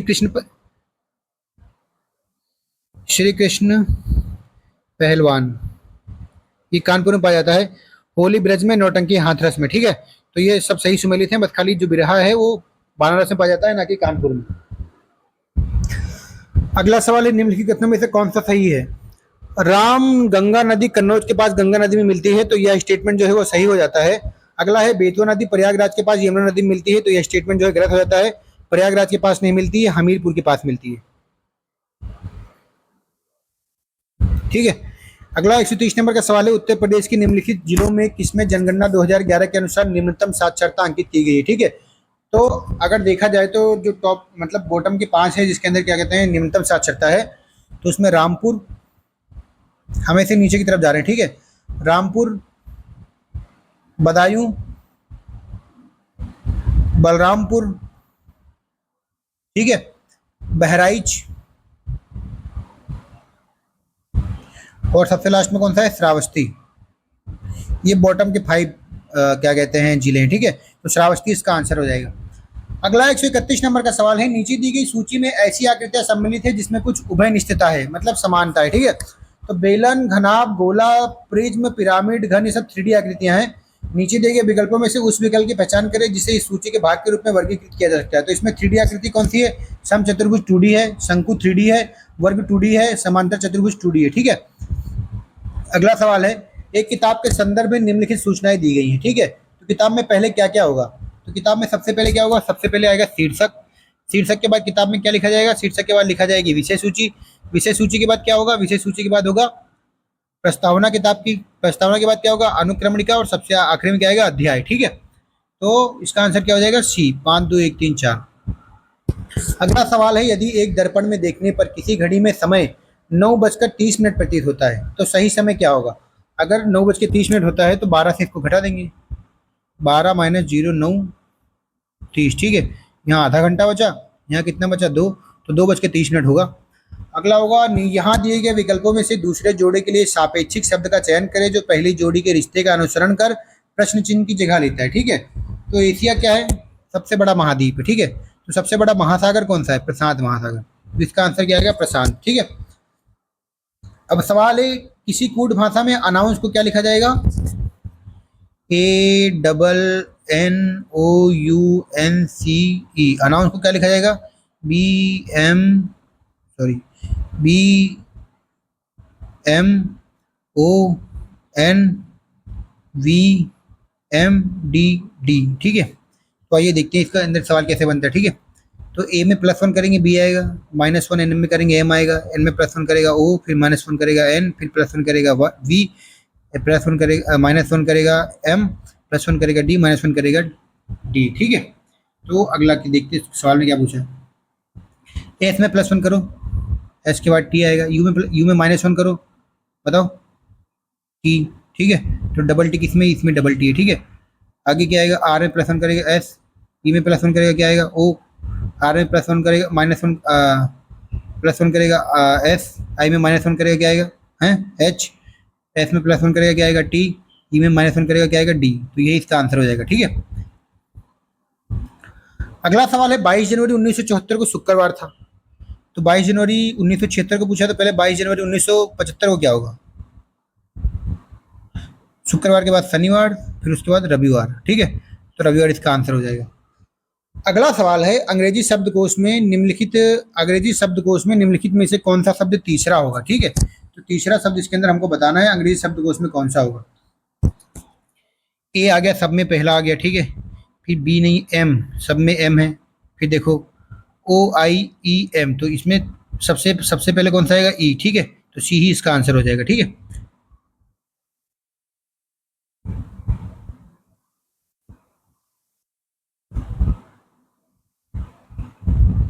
ठीक है, तीसरा पूछा ना, तो पहला ही होगा यार, सेट, ये पहला होगा। दूसरे नंबर पे कौन सा होगा? ये दूसरे नंबर पे हो जाएगा। अब तीसरे नंबर पे इसमें इसमें रेस लगेगी, तो आई आई हो गया है, ए और सी। ठीक है, तो ए पहले आएगा, सी बाद में आएगा। ठीक है, तो तीसरे नंबर पे इसमें क्या आएगा? मैत्रीपूर्ण। ये अगला है सवाल, अंग्रेजी वर्णमाला के प्रत्येक अक्षर को यदि वर्णमाला में उसके क्रमांक के समान मूल्य दिया जाए तो निम्नलिखित में से किसके सभी अक्षरों के मूल्य का योग सर्वाधिक होगा? ठीक है, देख लेते हैं। हार्ट में क्या होगा? एच की वैल्यू क्या है? 8, ई की 5, ए की 1, आर की 18 और टी की 20। इसको जोड़ेंगे तो 20 10 30 8 38 39 5 44 और 8 52। ठीक है, लीवर में एल की वैल्यू क्या होगी? 12 प्लस आई की 9 प्लस वी की 22 प्लस ई की 5 प्लस आर की 18। ठीक है, अब इनको जोड़ दो, ये हो गया 30, 30 20 50 तो 52, 52 5 57 और 9 66। लंग्स, लंग्स में एल का क्या होगा? 12, यू का क्या होगा? 21, एन का क्या होगा? 14, जी का क्या होगा? 7, एस का क्या होगा? 19। ठीक है, तो इनको सबको जोड़ेंगे तो 20 10 30 10 40 46 1 47 47 57 57 और यहाँ बचा 7 और 9, इसको मिला के बना 73। ठीक है, 30 का टी का वैल्यू क्या होगा? 20, ई का 5 प्लस 5 प्लस 20 प्लस एच का क्या होगा? 8। ठीक है, 20 20 40 10 50 और 8 58। ठीक है, इसमें क्या पूछा है? सबसे सर्वाधिक योग किसका होगा? तो लंग्स का 73। ठीक है, अगला सवाल लिखते हैं, नितिन का स्थान कक्षा में 10वें ऊपर से तथा 28वां नीचे से आया है। कक्षा में कितने छात्र थे भैया? ठीक है, तो 10वां आया है ऊपर से तथा 28वां आया है नीचे से, -1 नितिन का स्थान, तो 38 - 1 37। ठीक है, कुछ समीकरण किसी विशिष्ट प्रणाली के आधार पर हल किए गए हैं भैया, उसी आधार पर हल ना किए गए समीकरण का सही उत्तर ज्ञात कीजिए। तो 29 × 13 = 14 लिखा हुआ है। ठीक है, तो इसमें देखो एक काम करते हैं, हम 29 और 13 को जोड़ देते हैं पहले। कितना आएगा? 9 3 12 2 1 3 1 42 42 आया। ठीक है, इसमें 3 से भाग दो, 3 1 कम 3 1 4 3 चौक 12 14 आंसर आ गया गुरु। 76 + 26 भी करके देखो सही सब जगह बैठ रहा है कि नहीं। 6 6 12 2 हाथ लग 7 2 8 1 9 92 3 से भाग दो। हैं 76 ही है ना, 3 तिहाई 9 हो गया, 3 तिहाई 9, फिर पड़ गया गुरु। 7 और 2 9 1 10 होना चाहिए, गलत कर रहे हो जोड़। 3 तिहाई 9 1 10 हो जाए, 3 चौक 12 34 आया। ठीक है, 64 × 14 बचा हुआ है, तो 64 + 14 कर दिए, 3 से भाग दे दिए, 4 4 8, 6 1 7 78, 3 दूनी 6 1 7, 3 6 18 26, इसका आंसर आ गया। ठीक है, तो जीके के सवाल इसके साथ ही हमारे समाप्त होते हैं। अब हम बढ़ेंगे हिंदी की ओर, हिंदी के सवाल देखेंगे। निम्नलिखित में से कड़वा का तत्सम शब्द कौन सा है? कड़वा का तत्सम शब्द होगा कटु। ठीक है, स्कंद का तद्भव शब्द निम्नलिखित में से कौन सा है? स्कंद का ना तो स्तंभ होगा ना अभ्यंतर होगा, स्कंद का होगा तत्सम कंधा। ठीक है, स्कंद स्कंद बोलते बोलते कंधा बोलने लगे। निम्नलिखित दिए गए शब्दों में से कौन सा तत्सम शब्द है, ये हमको बताना है। तो तत्सम शब्द जो सयाना है ना कि सपना, यज्ञमान जो है इसमें तत्सम है, जो आजकल यजमान हो गए। ठीक है, अगला है मच्छिका किसका तत्सम शब्द है? तो मच्छिका मछली का नहीं है, कंफ्यूज में थोड़ा, ना कि मच्छर का है। बाकी मक्खी का, मच्छी का जो है वो तत्सम शब्द है, बी आंसर हो जाएगा इसका। बारात का तत्सम रूप पूछा है, ना वर्रात है ना बारात है, इसमें आप कंफ्यूज होते। बारात का तत्सम रूप बारात भी नहीं है, ना बारात है। वर यात्रा जो है वो बारात का तत्सम रूप है, वर यात्रा आगे चल के बारात बन गया। अगला है पीपल शब्द का तत्सम रूप कौन सा है? ठीक है, तो पीपल शब्द का पिप्पल, पिप्पल को आगे चल के पीपल बोलेंगे, ना कि पैपल, ना कि पीपल, ना कि पीपर।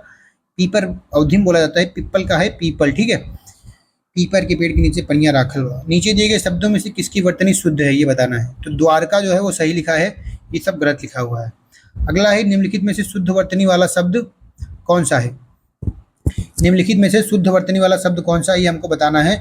तो इसमें निरीह जो है वो एकदम सही लिखा हुआ है, निरीह। सही वर्तनी वाले शब्द का चयन करना 149 नंबर का सवाल है। तो सुषमना जो है इसके अंदर जो है, इसकी जो है वर्तनी एकदम सही है। शुद्ध वर्तनी वाले शब्द का चयन कीजिए। तो प्राग ऐतिहासिक, प्राग ऐतिहासिक, प्राग ऐतिहासिक। ठीक है, जो इसके अंदर है वो सही है। अशुद्ध शब्द इसके अंदर कौन सा है? अशुद्ध शब्द हमको बताना, तो संकट जो है वो अशुद्ध है। ठीक है, अनसुईया, ऐनक, संशय, ये सब सही है, संकट जो है वो गलत है। शुद्ध वर्तनी का चयन करना है। तो शुद्ध वर्तनी इसमें से कौन सी है? पूजनीय। ठीक है, पूजनीय, पूजनीय, पूजनीय नहीं होगा, पूजनीय होगा। ठीक है, श्री गणेश शब्द का विलोम इसके अंदर कौन सा है? तो इति श्री। इति मतलब भागवत जब खत्म, भागवत रामायण या कुछ सुंदरकांड खत्म होता है तो इति श्री के साथ खत्म होता है। ठीक, इति श्री वाल्मीकि रामायण समाप्ति। ठीक है, ऐसे होता है। और श्री गणेश करते हैं और शुरू करते हैं, श्री गणेश करते हैं। ठीक है, फिर सहचर्य का विलोम शब्द इसके अंदर से कौन सा है? सहचर्य का विलोम शब्द है अलगाव। ठीक है, ना कि वैमनस, असहयोग, विनियोग, ये सब नहीं है। अमर शब्द का विलोम इसके अंदर कौन सा है? तो मृतक नहीं होगा, मृत्यु नहीं होगा, मरण नहीं होगा, मर्त्य जो है इसके अंदर क्या है? अमर शब्द का विलोम है। बाकी सब बहुत कंफ्यूजिंग है। आवाहन, आवाहन का विलोम शब्द इसके अंदर कौन सा है? तो अवगाहन नहीं है, विसर्जन जो है। हम किसी का आवाहन करते हैं, फिर उसके बाद गणेश जी का आवाहन करते हैं, बुलाते हैं, फिर उसके बाद उनको विसर्जित करते हैं। उन्मूलन का विलोम क्या होगा? उन्मूलन का विलोम इसके अंदर रोपण होगा, ना कि आमूलन, समूलन, निमीलन। खंडन का विलोम इसके अंदर क्या है? तो खंडन का विलोम इसके अंदर है मंडन। जो स्त्री के वशीभूत हैं के लिए एक शब्द है। ठीक है, तो जो स्त्री के वशीभूत है, ना वो स्त्री प्रेमी है ना स्त्री उचित है, वो स्त्रैण है। जो स्त्रैण है वो स्त्री के वशीभूत है। ठीक है, जो मर रहा हो उसके लिए एक शब्द क्या होगा? मुमूर्षु। जो मुमूर्षु है वो मर रहा है। ठीक है, ना मुमुक्षु, ना मुमुक्षा, ना मुमूर्षा, मुमूर्षु जो है वो मर रहा है। अगला है रंगमंच, रंगमंच के पर्दे के पीछे का स्थान क्या कहा जाता है? तो पृष्ठभूमि नहीं कहा जाता है, नेपथ्य कहा जाता है रंगमंच के पर्दे के पीछे का स्थान। ठीक है, बलिदान की भावना के प्रेरक खाली जगह होते हैं। ठीक है, बलिदान की भावना के प्रेरक देशभक्त होते हैं। जो देशभक्त होते हैं हमेशा बलिदान की भावना के प्रेरक होते हैं, ना कि समाज सुधारक, ना कि संस्कृति प्रूप, ना कि स्वामी भक्त। अगला है ऐसा ग्रहण जिसमें सूर्य पूरा ढक जाए वो क्या कहलाएगा? वो खग्रास कहलाएगा। ठीक, अमावस्या नहीं कहलाएगा गुरु। ठीक है, चंद्रमा नहीं है, सूरज ढक रहा है, खग्रास कहलाएगा। पर्वत की तलहटी वाक्यांश के लिए एक शब्द है। पर्वत की तलहटी क्या कहलाता है? उपत्यका, उपत्यका। द्रोणी ऐसी जो बन जाती है, जो घाटी जैसी बन जाती है, द्रोणी होती है। बेसिन नदी के पास वाला क्षेत्र होता है। घाटी जो गड्ढा बन जाता है उसको घाटी कहते हैं। ठीक है, नदी घाटी, समुद्र घाटी। लेकिन उपत्यका जो है पर्वत की तलहटी होती है। हरिण का पर्यायवाची क्या होगा? हरिण का पर्यायवाची होगा कुरंग। ठीक है, कुरंग जो होगा वो हरिण का पर्यायवाची होगा, ना कि सिंदूर, चंचला, ना कि मृगांक। विडोजा का पर्यायवाची क्या है? विडोजा किसका पर्यायवाची? इंद्र का। इंद्र को विडोजा भी कहते हैं। ठीक है, मिलिंद शब्द किसका पर्यायवाची है? मिलिंद शब्द भ्रमर का पर्यायवाची है। पंडित का पर्याय क्या नहीं है? पंडित का पर्याय है पुंडरीक, पुंडरीकाक्षाय, ठीक है। तो पुंडरीक जो है वो पंडित का पर्यायवाची नहीं है। धनंजय का पर्याय क्या है? गुड़ाकेश जो है वो धनंजय का पर्याय है। कौन सा शब्द तोता का पर्यायवाची नहीं है? तो वितुंड जो है वो तोता का पर्यायवाची नहीं है। अगला सवाल है, सच्चे लोग कभी हारते नहीं है, इस वाक्य में सच्चे किस प्रकार का विशेषण है? तो सच्चे गुण बता रहा है, ठीक है, तो गुणवाचक विशेषण है।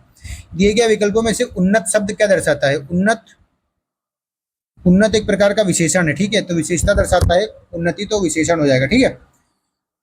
इनमें से किन वाक्य में गलत विशेषण प्रयुक्त हुआ है? तो कविता परिश्रमी युवती है, सही है। प्रबुद्ध जनों में से हमारी अपेक्षा है, सही है। यही सरकारी महिलाओं का अस्पताल है, तो इसके अंदर जो है गलत विशेषण जो क्या कहते हैं प्रयुक्त हुआ, ठीक है। वो अच्छा आदमी था लेकिन काम ना आया, ये भी सही है। हजारों लोगों ने उसे देखा है, वाक्य में विशेषण है, ठीक है, तो इसमें विशेषण क्या है? हजारों। अग्नि का विशेषण क्या होगा? अग्नि का विशेषण होगा आग्नेय, आग्नेय बाण, ठीक है। निम्नलिखित वाक्यों में से एक में विशेषण का प्रयोग हुआ है, ठीक है। तो लड़का भजन गा रहा था, इसमें कोई विशेषण नहीं है। मैंने उसको बुलाया, इसमें कोई विशेषण नहीं है। सुंदर इसके अंदर विशेषण है, वह सुंदर लड़का आया, तो यही इसका आंसर हो जाएगा। टंकसाल शब्द का तत्सम रूप क्या है? टंकसाला, टकसाल का टंकसाला, ठीक है। ईक तद्भव का तत्सम रूप क्या है? तो ईक का क्या होगा? इच्छु, ठीक है, ना कि ईख गन्ना, ना इच्छु, ठीक, इच्छु। तत्सम पूछा है, तद्भव नहीं। सिंघाड़ा का तत्सम रूप कौन सा है? श्रृंगाटक, श्रृंगाटक क्या है? सिंघाड़े का तत्सम रूप।